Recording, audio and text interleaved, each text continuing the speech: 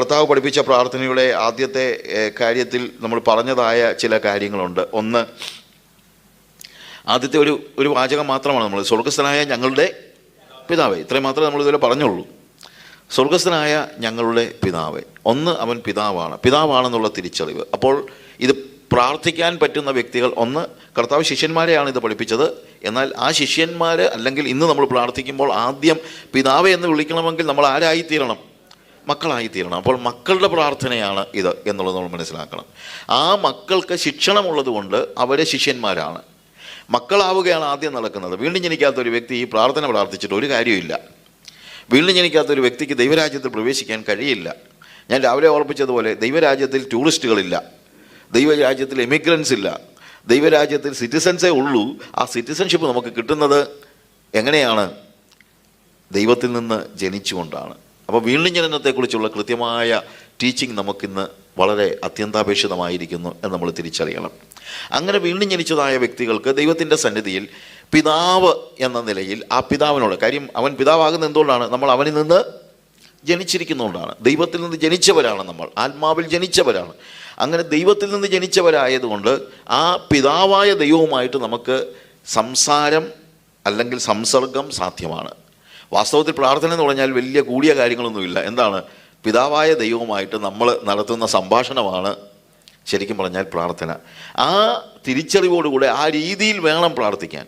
ആ പിതാവിനെ കണ്ടുകൊണ്ട് വേണം നമ്മൾ സംസാരിക്കാൻ. എപ്പോഴും നമുക്ക് ആ കമ്മ്യൂണിക്കേഷൻ ഉണ്ടായിരിക്കണം. ആ കമ്മ്യൂണിക്കേഷനാണ് നമ്മളെ ശരിക്കും മക്കളാക്കുന്നത്. ആ കമ്മ്യൂണിക്കേഷൻ ഇല്ലെങ്കിൽ നമുക്ക് അറിയാൻ പറ്റില്ല. ഇപ്പോൾ റോമാലേഖനത്തിൽ പൗലോസ് പറയുന്നൊരു കാര്യമുണ്ട്, നാം ദൈവത്തിൻ്റെ മക്കളെന്ന് ആത്മാവ് താനും ആത്മാവോട് സാക്ഷ്യം പറയുന്നു. The spirit beareth witness in my spirit that I am a child of God. ഞാൻ ദൈവത്തിൻ്റെ മകനാണെന്നുള്ളത് ആത്മാവ്, ദൈവത്തിൻ്റെ ആത്മാവ് എൻ്റെ ആത്മാവോട് എപ്പോഴും സാക്ഷ്യം പറയുന്നു. അല്ലെങ്കിൽ എപ്പോഴും എനിക്ക് അബോധ്യമുണ്ട്, എനിക്ക് കമ്മ്യൂണിക്കേഷനുണ്ട്. ശരിയായിട്ടുള്ള കമ്മ്യൂണിക്കേഷൻ ഉണ്ടെങ്കിലേ അത് പറ്റുള്ളൂ. ആ ഒരു ഫീലിംഗ് നമ്മളൊരു പക്ഷേ കാണുന്നില്ലായിരിക്കാം, പുറമേ കാണാനില്ലായിരിക്കാം. പുറമേ നമ്മളിപ്പോൾ ചിലപ്പോൾ എന്താണ്, ആ ദൈവത്തെ, അദൃശ്യനായ ദൈവത്തെ നമ്മൾ എന്ത് ചെയ്യുന്നില്ല, പുറമേ കാണുന്നില്ല. പക്ഷേ നമ്മളത് അനുഭവിക്കണം. ഒരു കുട്ടി ഇങ്ങനെ പട്ടം പറപ്പിച്ചുകൊണ്ടിരുന്ന കൂട്ടത്തിൽ ഈ പട്ടം പറന്ന് അങ്ങ് മോളിപ്പോയി, അങ്ങ് ആകാശത്തിൽ കാണാൻ വയ്യാത്ത സ്ഥലത്ത്. പക്ഷേ ഈ ചെറുക്കൻ ഇങ്ങനെ നൂലിങ്ങനെ നമുക്കറിയാമല്ലോ, നൂലിങ്ങനെ വലിച്ചുകൊണ്ടിരിക്കുക. ഇവിടുത്തെ ഞാൻ ചോദിച്ചു, നീ എന്തോളം ഇങ്ങനെ കൈയിട്ട് ആട്ടുന്നത്? അവനെ പറഞ്ഞു, ഞാൻ പട്ടം പറപ്പിക്കുക. പട്ടോ എവിടെ? അവിടെ ഒന്നും കാണാനില്ലല്ലോ, നീ ഇങ്ങനെ ഇമ്മാ നൂല് ആട്ടിക്കൊണ്ടിരിക്കുന്നതേ ഉള്ളൂ. ഇല്ല, പട്ടമുണ്ട്, ഞാൻ കാണുന്നില്ലല്ലോ.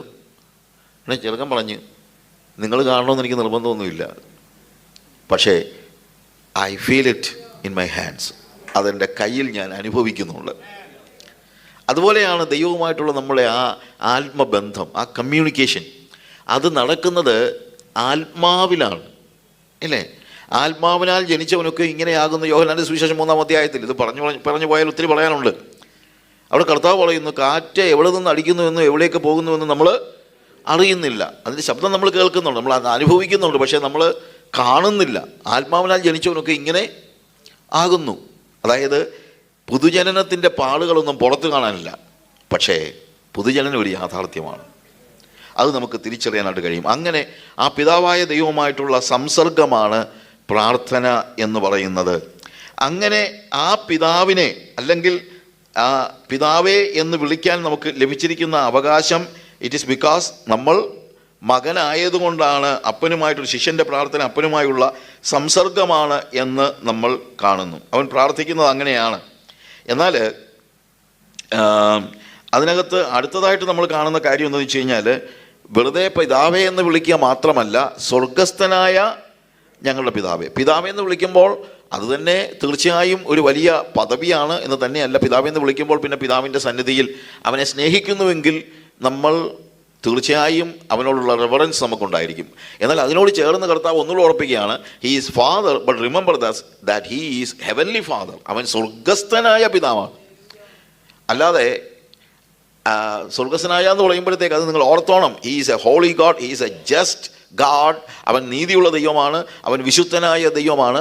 But he is father. And അതുകൊണ്ട് നമുക്ക് അവൻ്റെ അടുത്തേക്ക് പ്രവേശനമുണ്ട്.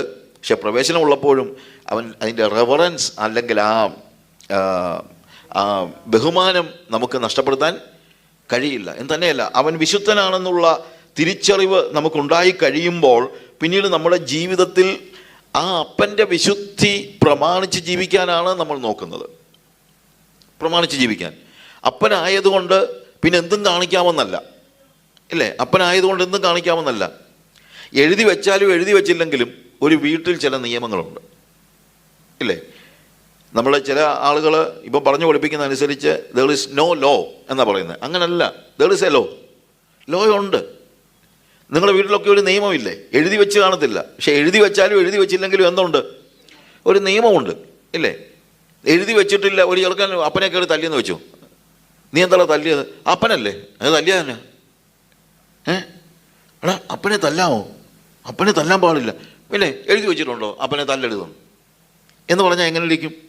നോ, എഴുതി വെക്കണമെന്ന് നിർബന്ധമില്ല, പക്ഷെ എന്തുണ്ട്? നിയമം ഉണ്ട്.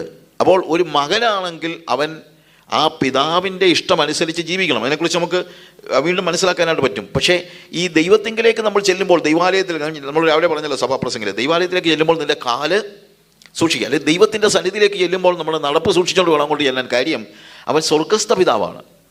He is a heavenly God, he is a holy God. അപ്പോൾ അതുകൊണ്ട് ആ വിശുദ്ധി സൂക്ഷിച്ചുകൊണ്ട് വേണം നമ്മൾ അവൻ്റെ അടുത്തേക്ക് ചെല്ലാനായിട്ട്. അവനെ പിതാവായതുകൊണ്ട്, നമ്മൾ മക്കളായതുകൊണ്ട് ഡിസിപ്ലിനും ഉണ്ട്. യേശു കർത്താവ് വിളിക്കുമ്പോൾ തന്നെ പറയുന്നത് എന്താണ്? അധ്വാനിക്കുന്നതിനോ ഭാരം ചുമക്കുന്നതിനോ ഏവരുമേ നിങ്ങൾ എൻ്റെ അടുക്കൽ വരുവേൻ, ഞാൻ നിങ്ങളെ ആശ്വസിപ്പിക്കും. നല്ല കാര്യം, അവിടെ കൊണ്ട് നമ്മൾ കാര്യം നിർത്തും. പക്ഷേ അടുത്തത് എന്താണ്? ഞാൻ സൗമ്യതയും താഴ്മയുള്ളവനാകിയാൽ എൻ്റെ നുഖം ഏറ്റുകൊണ്ട് എന്നോട് പഠിപ്പീൻ. കർത്താവ് നമ്മളെ വിളിക്കുന്നത് ഒരു നുഖത്തിൻ്റെ കീഴിലേക്കാണ് എന്നുള്ളത് നമ്മൾ തിരിച്ചറിയണം.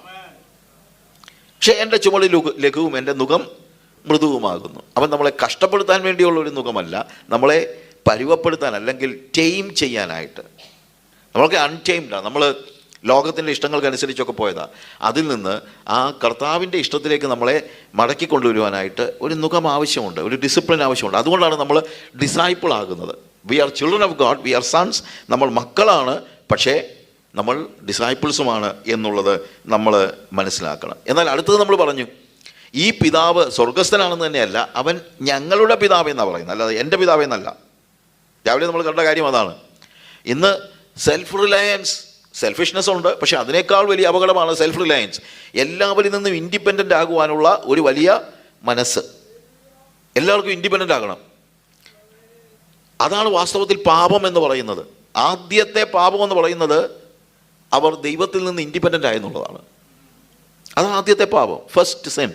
കാര്യം എല്ലാ ദിവസവും അപ്പനായ ദൈവം, ശരിക്കും പറഞ്ഞു കഴിഞ്ഞാൽ ആദാമിൻ്റെ അപ്പനാണ് ദൈവം. എന്തുകൊണ്ടാണ്? ലൂക്കോസിൻ്റെ സുവിശേഷത്തിൽ ജീനിയോളജി പറഞ്ഞു വരുമ്പോൾ, മത്തായിയുടെ സുവിശേഷത്തിൽ ജനിപ്പിച്ചു എന്ന് പറയുന്നുണ്ട്. ലൂക്കോസിൻ്റെ സുവിശേഷം 3-ാം അധ്യായത്തിൽ നമ്മൾ വായിക്കുമ്പോഴത്തേക്ക് പിതാവ് അല്ലെങ്കിൽ ഓരോ കാര്യങ്ങൾ പറഞ്ഞ് ഏറ്റവും ഒടുവിൽ പറയുന്ന ഒരു കാര്യമുണ്ട്. ശേത്ത് ആദാമിൻ്റെ മകൻ, ആദാം ദൈവത്തിൻ്റെ മകൻ. അവൻ മകനാണ്. ആ മകന് ആ മകനൊരു നിയമമുണ്ടായിരുന്നു. ആ നിയമം അല്ല, ജീവൻ ഉണ്ടായിരുന്നു. എങ്ങനെ ജീവൻ ഉണ്ടായത്? അവൻ്റെ മൂക്കിൽ ജീവശ്വാസം ഊതി. അതായത് അവനിലേക്ക് ഒഴുകിയിരുന്നത് ദൈവിക ജീവനായിരുന്നു. ആ മൂക്കിലേക്ക് ജീവശ്വാസം ഊതി കഴിഞ്ഞപ്പോൾ, ഞാൻ പറഞ്ഞല്ലോ ഫെയ്ത്ത് എന്നുള്ള വാക്ക് പഴയ നിയമത്തിൽ അത്രയും പ്രസക്തമായിട്ട് അവിടെ എപ്പോഴും ഉപയോഗിക്കുന്ന വാക്കല്ല. പക്ഷേ ഫെയ്ത്ത് എന്ന് പറഞ്ഞു കഴിഞ്ഞാൽ എന്താണ്? അതൊരു കണക്ടറാണ്. റിസർവോയറിലെ വെള്ളം എൻ്റെ ടാപ്പിനകത്ത് വരുന്നത് റിസർവോയറിലെ വെള്ളവും എൻ്റെ ടാപ്പുമായിട്ടൊരു കണക്ടർ ഉള്ളതുകൊണ്ടാണ്. അങ്ങനെ കണക്ട് ചെയ്ത് കഴിഞ്ഞാൽ റിസർവോയറിൽ എത്ര വെള്ളമുണ്ടോ അത്രയും വെള്ളവും എനിക്ക് വേണമെങ്കിൽ ഈ ടാപ്പിലൂടെ എടുക്കാം. ഇതുപോലെ ഫെയ്ത്ത് എന്ന് പറയുന്നത് ദൈവവുമായിട്ട് നിങ്ങളെ ബന്ധിപ്പിക്കുന്ന ഒരു കണക്ടറാണ്. അതാണ് ഒബീഡിയൻസ് ഉണ്ടാക്കുന്നത്. ഒബീഡിയൻസ്. അപ്പം ഫെയ്ത്ത് എന്ന് പറയുന്നത് ട്രസ്റ്റാണ്, അല്ലാതെ വെറുതെ ദൈവം ഉണ്ടെന്ന് വിശ്വസിക്കുന്നതല്ല. യാക്കോബ് ചോദിക്കും, ദൈവം ഉണ്ടെന്ന് പിശാചുക്കളും വിശ്വസിക്കുന്നുണ്ട്. അങ്ങനെ ദൈവം ഉണ്ടെന്ന് വിശ്വസിക്കുന്നതോ യേശു ക്രിസ്തു കാൽവറി ക്രൂശിൽ മരിച്ചു എന്ന് വിശ്വസിക്കുന്നത് കൊണ്ട് മാത്രം ഒരാൾ വിശ്വാസിയാകത്തില്ല. ഞാൻ ഒരു വിശ്വാസിയുടെ കാര്യം, ഞാൻ സാധാരണ എല്ലായിടത്തും പറയുന്ന ഒരു കാര്യമാണ്, ഒരു വിശ്വാസിയുടെ കാര്യം പറയാം. ഈ പുള്ളി ഭയങ്കര വിശ്വാസിയാണ്. അവൻ ദൈവം ഉണ്ടെന്ന് തന്നെയല്ല, വേദപുസ്തകത്തിൻ്റെ കവർ ടു കവർ വിശ്വസിക്കുന്നുണ്ട്. ഉൽപ്പത്തി 1-ാം അധ്യായം മുതൽ വെളിപ്പാട് പുസ്തകത്തിൻ്റെ അവസാനത്തെ വാക്ക് വരെ അവൻ വിശ്വസിക്കുന്നുണ്ട്. എന്ന് തന്നെയല്ല, യേശു ക്രിസ്തുവിനെ കുറിച്ചുള്ള ദൈവികമായ, അവൻ തൃത്വത്തിൽ രണ്ടാമനായ ദൈവപുത്രനാണെന്നും കന്യകയുടെ ജാതനായി ജനിച്ചെന്നും 33 വർഷം ജീവിച്ച് മരിച്ച മനുഷ്യവർഗത്തിൻ്റെ പാപത്തിന് പരിഹാരമായി കാൽവറി ക്രൂശിൽ മരിച്ചടക്കപ്പെട്ടെന്നും ഉയിർത്തെഴുന്നേറ്റെന്നും സ്വർഗത്തിലേക്ക് കരേറിപ്പോയെന്നും കാത്തിരിക്കുന്ന തൻ്റെ വിശുദ്ധന്മാർക്ക് വേണ്ടി അവൻ രണ്ടാമത് വരുന്നെന്നും സമ്പൂർണ്ണമായി വിശ്വസിക്കുന്ന ഒരു വ്യക്തിയെ ഞാൻ കാണിച്ചു തരാം. നമുക്കിവനെ അങ്ങ് സഭയെ ചേർത്താലോ? വേണ്ട കേട്ടോ, ഞാൻ പറഞ്ഞത് പിശാചിനെ കുറിച്ചാണ്. അപ്പം നമ്മുടെ നോട്ടത്തിൽ ഒരു വിശ്വാസി ആരാന്ന് ചോദിച്ചു കഴിഞ്ഞാൽ, ഫാക്ട്സ് വിശ്വസിക്കുന്നവനെ നമ്മളങ്ങ് വിശ്വാസി എന്ന് വിളിക്കുക. അത് അടിസ്ഥാനപരമായ തെറ്റാണ്. ഞാൻ പറഞ്ഞ മനസ്സിലായോ? നമ്മളൊരാളെ വിശ്വാസി, നീ യേശു ക്രിസ്തു ഭൂമിയിൽ വന്നെന്ന് വിശ്വസിക്കുന്നു, അവൻ മനുഷ്യവർഗത്തിൻ്റെ പാപത്തിന് പരിഹാരത്തിന് വേണ്ടി മരിച്ചുവെന്ന് വിശ്വസിക്കുന്നു, അവൻ രണ്ടാമത് വരുമെന്ന് വിശ്വസിക്കുന്നു. എന്നാൽ പിന്നെ പോലെ നോ, പിശാച് വിശ്വസിക്കുന്നുണ്ട്, പക്ഷെ പിശാച് ആശ്രയിക്കുന്നില്ല. പിശാച് വിശ്വസിക്കുന്നുണ്ട്, പക്ഷേ പിശാച് ഫെയ്ത്ത് എന്ന് പറയുന്ന കണക്റ്റർ ഉപയോഗിച്ച് ദൈവത്തിൽ നിന്നൊന്നും റിസീവ് ചെയ്യുന്നില്ല. എപ്പോഴാണ് ഒരുവൻ വിശ്വാസിയാകുന്നതെന്ന് ചോദിച്ചു കഴിഞ്ഞാൽ, അവൻ ദൈവവുമായി ബന്ധിപ്പിക്കപ്പെടുമ്പോഴാണ്. ആദം ദൈവവുമായിട്ട് ബന്ധിക്കപ്പെട്ടവനായിരുന്നു, അതുകൊണ്ട് ദൈവത്തിൻ്റെ ജീവൻ അവനിലേക്ക് ഒഴുകി. അത് അനുസരണത്തിലൂടെയാണ്. അതാണ് ഒബീഡിയൻസ് പറയുന്നത്. ഈ വൃക്ഷത്തിൻ്റെ ഫലം നീ തിന്നരുത് എന്ന് കൽപ്പിച്ചു. ആ കൽപ്പന അനുസരിക്കുന്നിടത്തോളം കാലമേ ഈ കണക്ടർ വർക്ക് ചെയ്യത്തുള്ളൂ. ഒബീഡിയൻസ് ആണ് ഈ കണക്ടറിനെ ഫിക്സ് ചെയ്യുന്നത്. ഒബീഡിയൻസ് പോയാൽ, അനുസരണം പോയാൽ ഈ കണക്ഷൻ പോയി. അവൻ ഒബീഡിയൻസ് നഷ്ടപ്പെടുത്തി. അതായത് അവൻ ഇൻഡിപെൻഡൻ്റ് ആകാനായിട്ട്. അതായത് പിശാച് അവനോട് പറഞ്ഞത് മറ്റൊന്നുമല്ല. രാവിലെ ഞാൻ പറഞ്ഞല്ലോ, പിശാച് അവനോട് പറഞ്ഞ കാര്യം ഇത്രയേ ഉള്ളൂ: എടാ, നീ വെറും വിഡ്ഢിയാകരുത്. ലോകത്തിലുള്ള എല്ലാം നിൻ്റെ കാൽ കീഴാണ്, എല്ലാം നിന്നെ അനുസരിക്കുന്നുണ്ട്, പക്ഷേ നീ ദൈവത്തെ അനുസരിക്കുന്നു. അങ്ങനെ ദൈവത്തെ അനുസരിച്ച് കഴിഞ്ഞാൽ നിനക്ക് ഒരിക്കലും ഇൻഡിപെൻഡൻ്റ് ആകാൻ പറ്റത്തില്ല. ഈ അനുസരണത്തിൻ്റെ കണക്ടർ ഒന്ന് വിട്ടേ, ഈ പഴം ഒന്ന് പറിച്ചു തിന്നാൽ നീയും എന്തായിത്തീരും? ദൈവത്തെ പോലെ ആകും. നിനക്ക് ഇൻഡിപെൻഡൻ്റ് ആകാം, പിന്നെ നിനക്ക് ദൈവത്തെ ഡിപ്പെൻഡ് ചെയ്യേണ്ട കാര്യം ഇല്ല. ഇതാണ് പിശാച് പറഞ്ഞത്. അപ്പോൾ ആദാം ചിന്തിച്ച, അതൊരു നല്ല കാര്യമാണല്ലോ, ഞാനിങ്ങനെ എന്നും ഈ ദൈവത്തെ ഡിപ്പെൻഡ് ചെയ്ത് ജീവിക്കേണ്ട കാര്യം വല്ലതും ഉണ്ടോ? ഞാനങ്ങ് ഇൻഡിപെൻഡൻ്റ് ആയാൽ എന്താ പ്രശ്നം? അവൻ ഡിസൊബേ ചെയ്തു. സംഭവിച്ചതല്ല, അവനിലേക്ക് ജീവൻ പകർന്നു കൊടുത്തില്ല. ആ ഓക്സിജൻ്റെ ട്യൂബ്, ഞാൻ നമ്മുടെ ഭാഷയിലും കൊള്ളയാ, ദൈവത്തിൻ്റെ ജീവൻ ഒഴുക്കി കൊടുത്തിരുന്ന ആ ട്യൂബ് ഉണ്ടല്ലോ, കണക്ടർ, അത് തകർന്നു പോയി. എന്താ സംഭവിച്ചത്? കർത്താവ് പറഞ്ഞത്, തിന്നുന്ന നാളിൽ നീ മരിക്കും. നിശ്ചയം മരിച്ചു. എങ്ങനെ മരിച്ചു? ദൈവത്തിന് മരിച്ചു. ദൈവത്തിൻ്റെ ജീവൻ അന്ന് തൊട്ട് ആദാമിലേക്ക് ഒഴുകി വന്നില്ല. പിന്നെ അത് നമ്മിലേക്ക് ഒഴുകി വരുവാൻ, റീകണക്ട് ചെയ്യാനാണ് യേശു കർത്താവ് കാൽവറി ക്രൂശിൽ വന്നത്.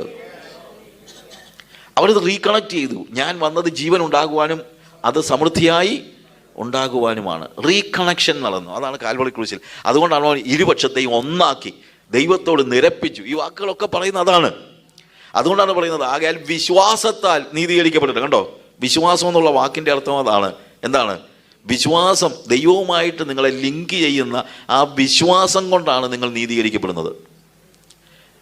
ഞാൻ പറഞ്ഞല്ലോ, ഒരു കണക്ടർ ടാപ്പുമായിട്ട് ബന്ധിപ്പിച്ചു കഴിഞ്ഞാൽ റിസർവോയറിലെ വെള്ളം താഴോട്ട് ഒഴുകി വരും എന്നതുപോലെ ദൈവവുമായിട്ട് ബന്ധിപ്പിക്കപ്പെട്ട് കഴിഞ്ഞാൽ, യേശുവുമായി ബന്ധിക്കപ്പെട്ട് കഴിഞ്ഞാൽ യേശുവിൻ്റെ നീതി നിങ്ങളിലേക്ക് ഒഴുകും. പിന്നെ സംസർഗമായി, ആ സംസർഗമാണ് പ്രാർത്ഥന. ആ സംസർഗത്തിലാണ് എല്ലാം ഒഴുകി വരുന്നത്. നമ്മൾ മുട്ടുമടക്കി പ്രാർത്ഥിക്കുമ്പോൾ റിസർവോയറിലെ വെള്ളം ഒഴുകി വരുന്നത് പോലെ യേശുവിന് എന്തെല്ലാം ഉണ്ടോ അതെല്ലാം എന്നിലേക്ക് അങ്ങ് ഒഴുകുകയാണ്. യേശുവിൻ്റെ നീതി എന്നിലേക്ക് ഒഴുകുന്നു, യേശുവിൻ്റെ ജീവൻ എന്നിലേക്ക് ഒഴുകുന്നു, യേശുവിൻ്റെ വിശുദ്ധി എന്നിലേക്ക് ഒഴുകുന്നു, യേശുവിൻ്റെ സ്വഭാവം എന്നിലേക്ക് ഒഴുകുന്നു.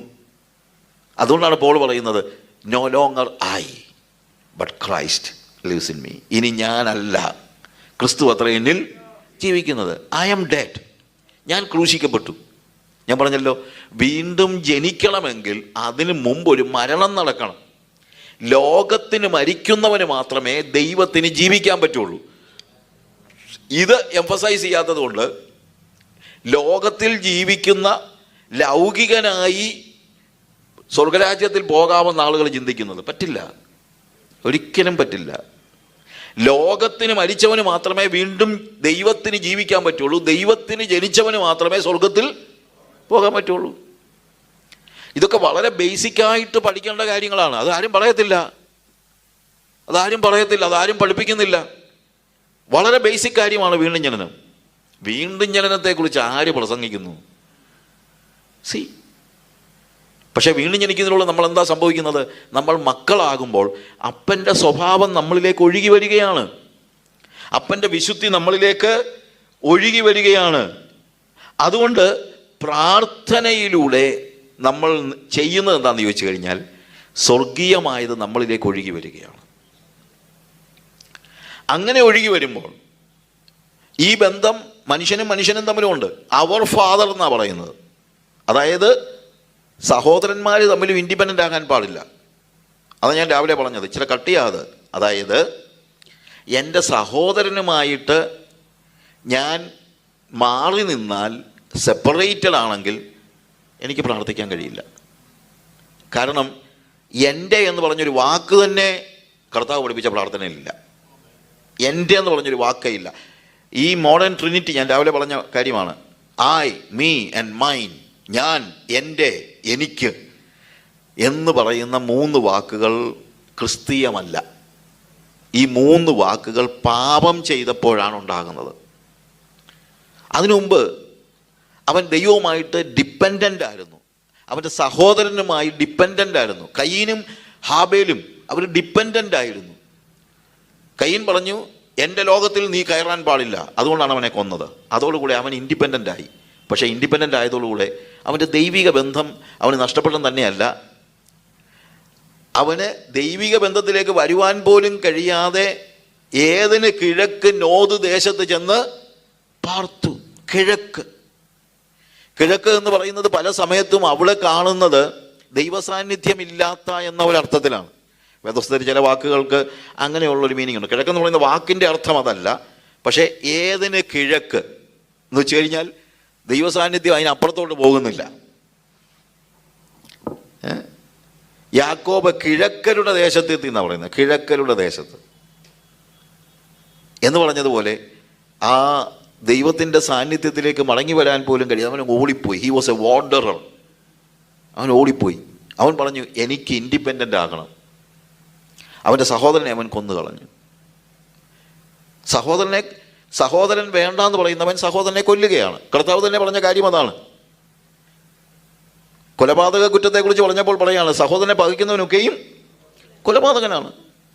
സഹോദരൻ നിസ്സാര എന്ന് വിളിച്ചാൽ നീ ന്യായാധിപ സഭയുടെ മുമ്പിൽ നിൽക്കേണ്ടി വരും. മൂട എന്ന് വിളിച്ചാൽ അഗ്നി നരകത്തിന് യോഗ്യനാകും. അപ്പോൾ പ്രാർത്ഥിക്കാൻ പോയിരിക്കുമ്പോൾ എൻ്റെ പിതാവേ എന്ന് വിളിക്കാൻ കഴിയില്ല. എൻ്റെ എന്ന് പറഞ്ഞൊരു വാക്കില്ല. നമ്മുടെ പ്രാർത്ഥന മുഴുവൻ എൻ്റെ എന്നേ ഉള്ളൂ. അതുകൊണ്ട് തന്നെ നമ്മുടെ പ്രാർത്ഥന കർത്താവ് പഠിപ്പിച്ച പ്രാർത്ഥനയിൽ നിന്ന് വ്യത്യസ്തമാണ്. അതുകൊണ്ടാണ് ഞാൻ പറഞ്ഞത്, ഇവിടെ പറയുന്ന കാര്യങ്ങൾ എന്തിനാണ് പറയുന്നത്? ഞാനിന്ന് പകൽ പറഞ്ഞ കാര്യം ഒന്നുകൂടെ എടുത്തു പറഞ്ഞതിൻ്റെ കാര്യം പല ആളുകളും അത് മനസ്സിലാക്കണം. ഒന്നുകൂടെ കേട്ടവർ തന്നെ ഒന്നുകൂടെ കേട്ടാലും കുഴപ്പമില്ല. കാര്യം എന്താണെന്ന് ചോദിച്ചു കഴിഞ്ഞാൽ, ഈ നമ്മുടെ ഇവിടുന്ന് പോകുമ്പോൾ നമ്മൾ ഇന്ന് വരെ പ്രാർത്ഥിച്ചതുപോലെ ആകരുത് നമ്മൾ പ്രാർത്ഥിക്കുന്നത്. കർത്താവ് പഠിപ്പിച്ച രീതി, ഞാൻ പഠിപ്പിച്ച പോലെയല്ല, കർത്താവ് പഠിപ്പിച്ചതുപോലെ പ്രാർത്ഥിക്കാൻ നമ്മൾ പഠിക്കണം.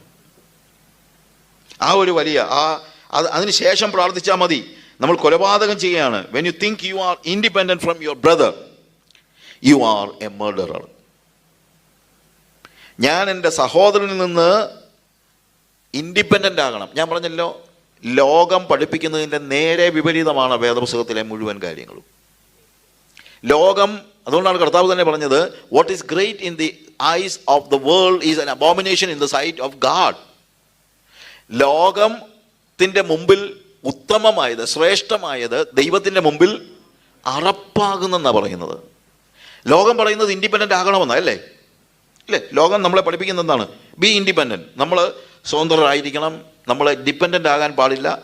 ആരെയും നമ്മളത് നല്ല കാര്യമാണ്. എനിക്ക് ആരെയും ബുദ്ധിമുട്ടിക്കാതെ അങ്ങ് ജീവിക്കണം. ഇതൊക്കെ പറയുന്നത് ലോകമാണ്, ലൗകികതയാണ് പറയുന്നത്. ലൗകികത അത് ബിബ്ലിക്കൽ അല്ല. ബിബ്ലിക്കൽ കൺസെപ്റ്റ് എന്ന് പറയുന്നത് എല്ലാവരും അങ്ങോട്ടും ഇങ്ങോട്ടും ഡിപ്പെൻഡൻ്റ് ആണ്.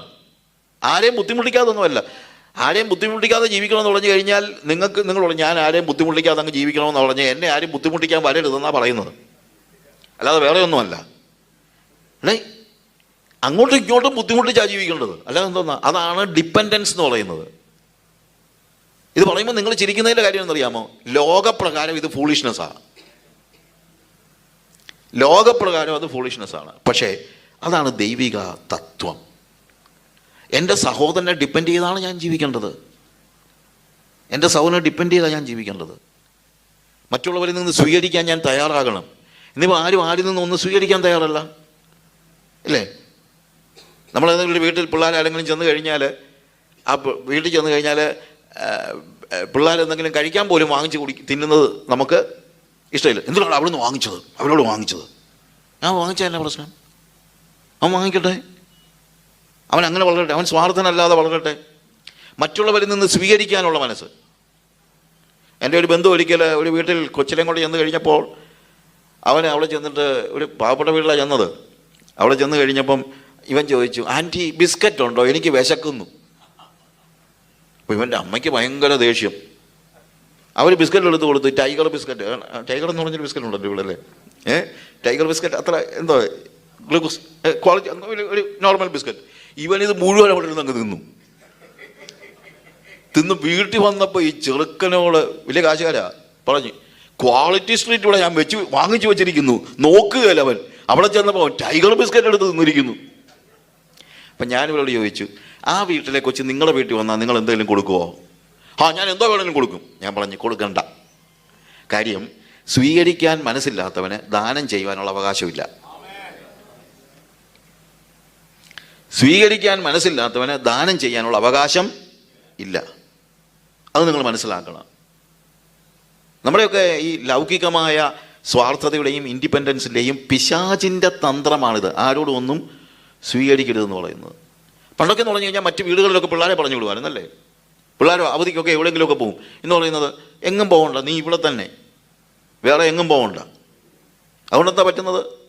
കുറച്ച് കഴിയുമ്പോഴത്തേക്ക് പിള്ളേർ മുകളിലത്തെ നിലയിൽ നിന്ന് താഴോട്ട് ഇറങ്ങത്തില്ല. ഇവൻ ഞങ്ങൾ ഉപദേശമാലൊക്കെ ചെല്ലുമ്പോൾ നമ്മളെല്ലാം കാണുന്നത് ഒറ്റ ഒരെണ്ണം കഥകരം കാണുമെന്ന് മുട്ടിക്കഴിഞ്ഞാൽ ഉടനെ അവൻ്റെ ഒരു ചോദ്യമുണ്ട്, ഹു ഇസ് ദാറ്റ്? അടിച്ചോളിങ്ങോട്ട് വരും. കഥ പറഞ്ഞു, oh uncle sit down, I will call daddy, okay എന്ന് പറഞ്ഞ ഒറ്റ മുങ്ങ. പിന്നെ അവനെ ജന്മം ചെയ്ത് കാണാൻ പറ്റില്ല. കാര്യം അങ്ങനെ പഠിപ്പിച്ചു വെച്ചിരിക്കുന്നത്, ഇല്ലേ? ഇനി ഞങ്ങളെങ്ങാനും ഉപദേശവാരം അവിടെ ചെന്നിരുന്ന് കഴിഞ്ഞാൽ, ഇപ്പോൾ സന്ധ്യ വല്ലതും ആണെങ്കിൽ കഴിഞ്ഞാൽ, ചെറുക്കൻ അവിടെ കാണാൻ വന്ന് ഇതെല്ലാം കേൾക്കാൻ വന്ന ഉടനെ തന്നെ അപ്പൻ പറയും, മോനെ പരീക്ഷയല്ലേടാ, പരീക്ഷ മാർച്ചിലാണ്, ഇപ്പം ഡിസംബർ ആയതേ ഉള്ളൂ, പരീക്ഷയല്ലേടാ, പോയിരുന്ന് പഠിക്കടാ, പാസ്റ്റങ്ങൾ പെട്ടെന്ന് അങ്ങ് പൊക്കോളും. പിന്നെ നമ്മളൊക്കെ അവിടെ ഇരിക്കുന്നത്. അതിൻ്റെ അർത്ഥം എന്തിനാ ഈ സന്ധ്യ ആയപ്പം വലിഞ്ഞു കയറി വന്നതെന്ന് ചോദിക്കുന്നതിൻ്റെ ഒരു ഭാഷയല്ല, അത് വേറെ ഒന്നുമില്ല. അവർക്ക് വേണ്ട, അവർക്ക് പാസ്റ്റർ വരണ്ട, ആരും വരണ്ട, ഇൻഡിപെൻഡൻറ്റ് പഠിപ്പിച്ചോ. കുറച്ച് കഴിയുമ്പോൾ കാണാം മുകളിലത്തെ നിലയിലൂടെ ചെറുക്കൻ കയറി പോകുന്ന കാണാം. ഞാൻ ഒത്തിരി പാശ്ചാത്യ രാജ്യങ്ങളിലൊക്കെ പോകുന്നതാണ്. ഒറ്റ ഒരുത്തൻ ആപ്പന് ഹൈ ഡാഡ്, ബൈ ഡാഡ്, ഇതാണ് 2 വാക്ക് ഒരു ദിവസം അപ്പനോട് അവൻ സംസാരിക്കുന്ന 2 വാക്കാണ്. ഇറങ്ങി വരുമ്പോൾ അപ്പൻ അവിടെ ഇരിപ്പുണ്ടെങ്കിൽ ഹൈ ഡാഡ്, പോകാൻ നേരം ബൈ ഡാഡ്, ഫിനിഷ്. അവൻ താഴത്തെ നിലയോട്ട് ഇറങ്ങി വരത്തേയില്ല. അനുഭവിച്ചോ? ഇങ്ങനെ പഠിപ്പിച്ചതാ. ഒരു വാക്ക് പോലും ഇല്ല. I am not joking. നമ്മൾ തമാശയ്ക്കൊക്കെ തോന്നിയാലും ഇതൊക്കെ പണ്ടൊക്കെ പാശ്ചാത്യ രാജ്യങ്ങളിലായിരുന്നെങ്കിൽ ഇതൊക്കെ നമ്മുടെ നാട്ടിലും നടക്കുകയാണ്. എൻ്റെ ഫ്രണ്ട് ഇയാളെ ഒരു വീട് പുറത്ത്, ഒരു നല്ല ധനികനായ ഒരുത്തനാണ്. അവനൊരു വീട് പണിതിട്ട് അവൻ പറഞ്ഞു, ഞാൻ സിംഗിൾ സ്റ്റോറി ബിൽഡിങ്ങേ പണിയത്തുള്ളൂ. ചോദിച്ചപ്പോൾ എന്നെ പറഞ്ഞു, ഇല്ലെങ്കിൽ ചെറുക്കൻ മോളിൽ കയറി ഇരുന്നിട്ട് എനിക്ക് എൻ്റെ വീട്ടിൽ അങ്ങനെ വേണ്ട, എൻ്റെ വീട്ടിൽ ചെറുക്കൻ എന്ത് ചെയ്യണം, താഴെ തന്നെ എൻ്റെ കൂടെ താമസിച്ചാൽ മതി. അവൻ എന്നെ കാണാതെ മോളിൽ പോയിരുന്ന് ഒന്നും ചെയ്യേണ്ട കാര്യമൊന്നുമില്ല. അങ്ങനെ വളരട്ടെ. ഇൻഡിപെൻഡൻസ്. ഇന്നത്തെ പിള്ളേർക്കും ഇൻഡിപെൻഡൻസാണ് വേണ്ടത്. ആരും ഇടപെടാനായിട്ട് ആവശ്യപ്പെടുന്നില്ല, അവരാഗ്രഹിക്കുന്നില്ല. റൈറ്റ്? ഞാൻ പറയുന്നതൊക്കെ സത്യമല്ല, ഇത് പ്രായോഗികമായ കാര്യങ്ങളാണ് ഞാൻ പറയുന്നത്. പക്ഷേ നമ്മൾ വേദോസ്തത്തിലെ കാര്യങ്ങൾ പറയുമ്പോൾ അത് ഇപ്പോഴത്തെ കറൻറ്റ് സിറ്റുവേഷനുമായിട്ട് നമ്മൾ ബന്ധിപ്പിച്ചു വേണമല്ലോ പറയാൻ. ഇതിൻ്റെ കാര്യം എന്താണെന്നറിയാമോ? That is a sin. ആ സിൻ ആരാ കൊണ്ടുവന്നത്? പിശാച് കൊണ്ടുവന്ന ഒരു വലിയ തന്ത്രമാണ് ബീയിങ് ഇൻഡിപെൻഡൻറ്റ്. അത് ബിബ്ലിക്കലല്ല. വേദപുസ്തക പ്രകാരം നമ്മളെല്ലാവരും ഒരുമിച്ചായിരിക്കണം, ഒരുമിച്ച് സംസാരിക്കണം, ഒരുമിച്ച് ഇടപഴകണം. ആർക്കും ഒരു ഇൻഡിപെൻഡൻ്റ് ലോകം ഉണ്ടാകാൻ പാടില്ല. ദൈവ കേന്ദ്രീകൃതമായ ഒരു സമൂഹമായിരിക്കണം നമ്മൾ. പണ്ട് സഭകളിലൊക്കെ ആൾ കൂടിയത് എന്തുകൊണ്ടാണ്? വലിയ തിയോളജി ഒന്നും പഠിച്ചിട്ടുമല്ല, വലിയ വർഷിപ്പൊക്കെ അവിടെ ഇവിടെ ലൈറ്റൊക്കെ മിന്നിച്ച് പാട്ട് പാടിയത് കൊണ്ടോ ക്രിസ്ത്യൻ റോക്ക് പാടിയത് കൊണ്ടോ ഒന്നുമല്ല ആൾക്കാർ വന്നതെന്നറിയാമോ? കൂട്ടായ്മ എന്ന് പറഞ്ഞൊരു സാധനം ഉണ്ടായിരുന്നു. ഒരാൾക്ക് പ്രശ്നമുണ്ടെങ്കിൽ ആ വീട്ടിൽ പോയിരുന്ന് പ്രാർത്ഥിക്കും. ഒരു പ്രതിസന്ധി ഉണ്ടായാൽ അവരെ സഹായിക്കും. എൻ്റേതെന്നും നിൻ്റേതെന്നുള്ള വ്യത്യാസം ഇല്ലായിരുന്നു. ഹല്ലേലൂയ. ആ ലോകത്തിലേക്ക് നമുക്ക് മടങ്ങി വരണം. അതാണ് ദൈവം ഉദ്ദേശിക്കുന്നത്. അപ്പോഴാണ് ഞങ്ങളുടെ പിതാവേ എന്ന് നമുക്ക് വിളിക്കാൻ കഴിയുന്നത്. സ്വർഗസ്ഥനായ ഞങ്ങളുടെ പിതാവേ എന്ന് വിളിക്കാൻ കഴിയുന്നത്. അപ്പോൾ ദൈവത്തിൻ്റെ സന്നിധിയിലേക്ക് വരുമ്പോൾ അവിടെ ഞാൻ ഒറ്റയ്ക്ക് റൂമിലേക്ക് കയറിയാലും, എൻ്റെ പ്രാർത്ഥനാ മുറിയിലേക്ക് ഞാൻ കയറുമ്പോൾ, ഞാൻ എൻ്റെ പിതാവേ എന്നല്ല, ഞങ്ങളുടെ പിതാവേ. എൻ്റെ കൂട്ടുകാരെല്ലാം കൂടെ ഉണ്ടായിരിക്കില്ല, പക്ഷേ എൻ്റെ മൂഡ് അതാണ്. ഞാൻ ഒറ്റയല്ല ആണെന്നുള്ളൊരു ചിന്ത എനിക്കില്ല. എനിക്കറിയാം, ദൈവത്തിൻ്റെ ഭവനത്തിൽ ജനിക്കുന്ന ഒരു വ്യക്തി, അവന് ബന്ധമുള്ളത് അവൻ്റെ പിതാവിനോട് മാത്രമല്ല, അവൻ്റെ സഹോദരങ്ങളോടുമാണ്. കാര്യം അവരും ആരിൽ നിന്ന് ജനിച്ചവരാണ്? ദൈവത്തിൽ നിന്ന് ജനിച്ചവരാണ്. അത് മനസ്സിലാക്കണം. എൻ്റെ സഹോദരങ്ങൾ ദൈവത്തിൽ നിന്ന് ജനിച്ചവരാണ്. അതുകൊണ്ട് എനിക്ക് എൻ്റെ സഹോദരങ്ങളോട്, എൻ്റെ വീട്ടിൽ ഞാൻ രാവിലെ പറഞ്ഞല്ലോ, എൻ്റെ പിള്ളേർക്ക് അപ്പനോട് മാത്രമല്ലല്ലോ ബന്ധം, അവരുടെ സഹോദരങ്ങൾ അന്യോന്യമുള്ള ബന്ധം തീർച്ചയായിട്ടും ഉണ്ട്. അവരെന്നെ സ്നേഹിക്കുന്നത് പോലെ അവരുടെ സഹോദരങ്ങളെ സ്നേഹിക്കുന്നുണ്ട്. അതേപോലെയുള്ള ഒരു റിലേഷൻ ദൈവസഭയിലുണ്ടാകണം. ദൈവസഭ എന്ന് പറഞ്ഞ ഒരു കുടുംബമാണ്. It's A family. ആരാണ് പിതാവ്?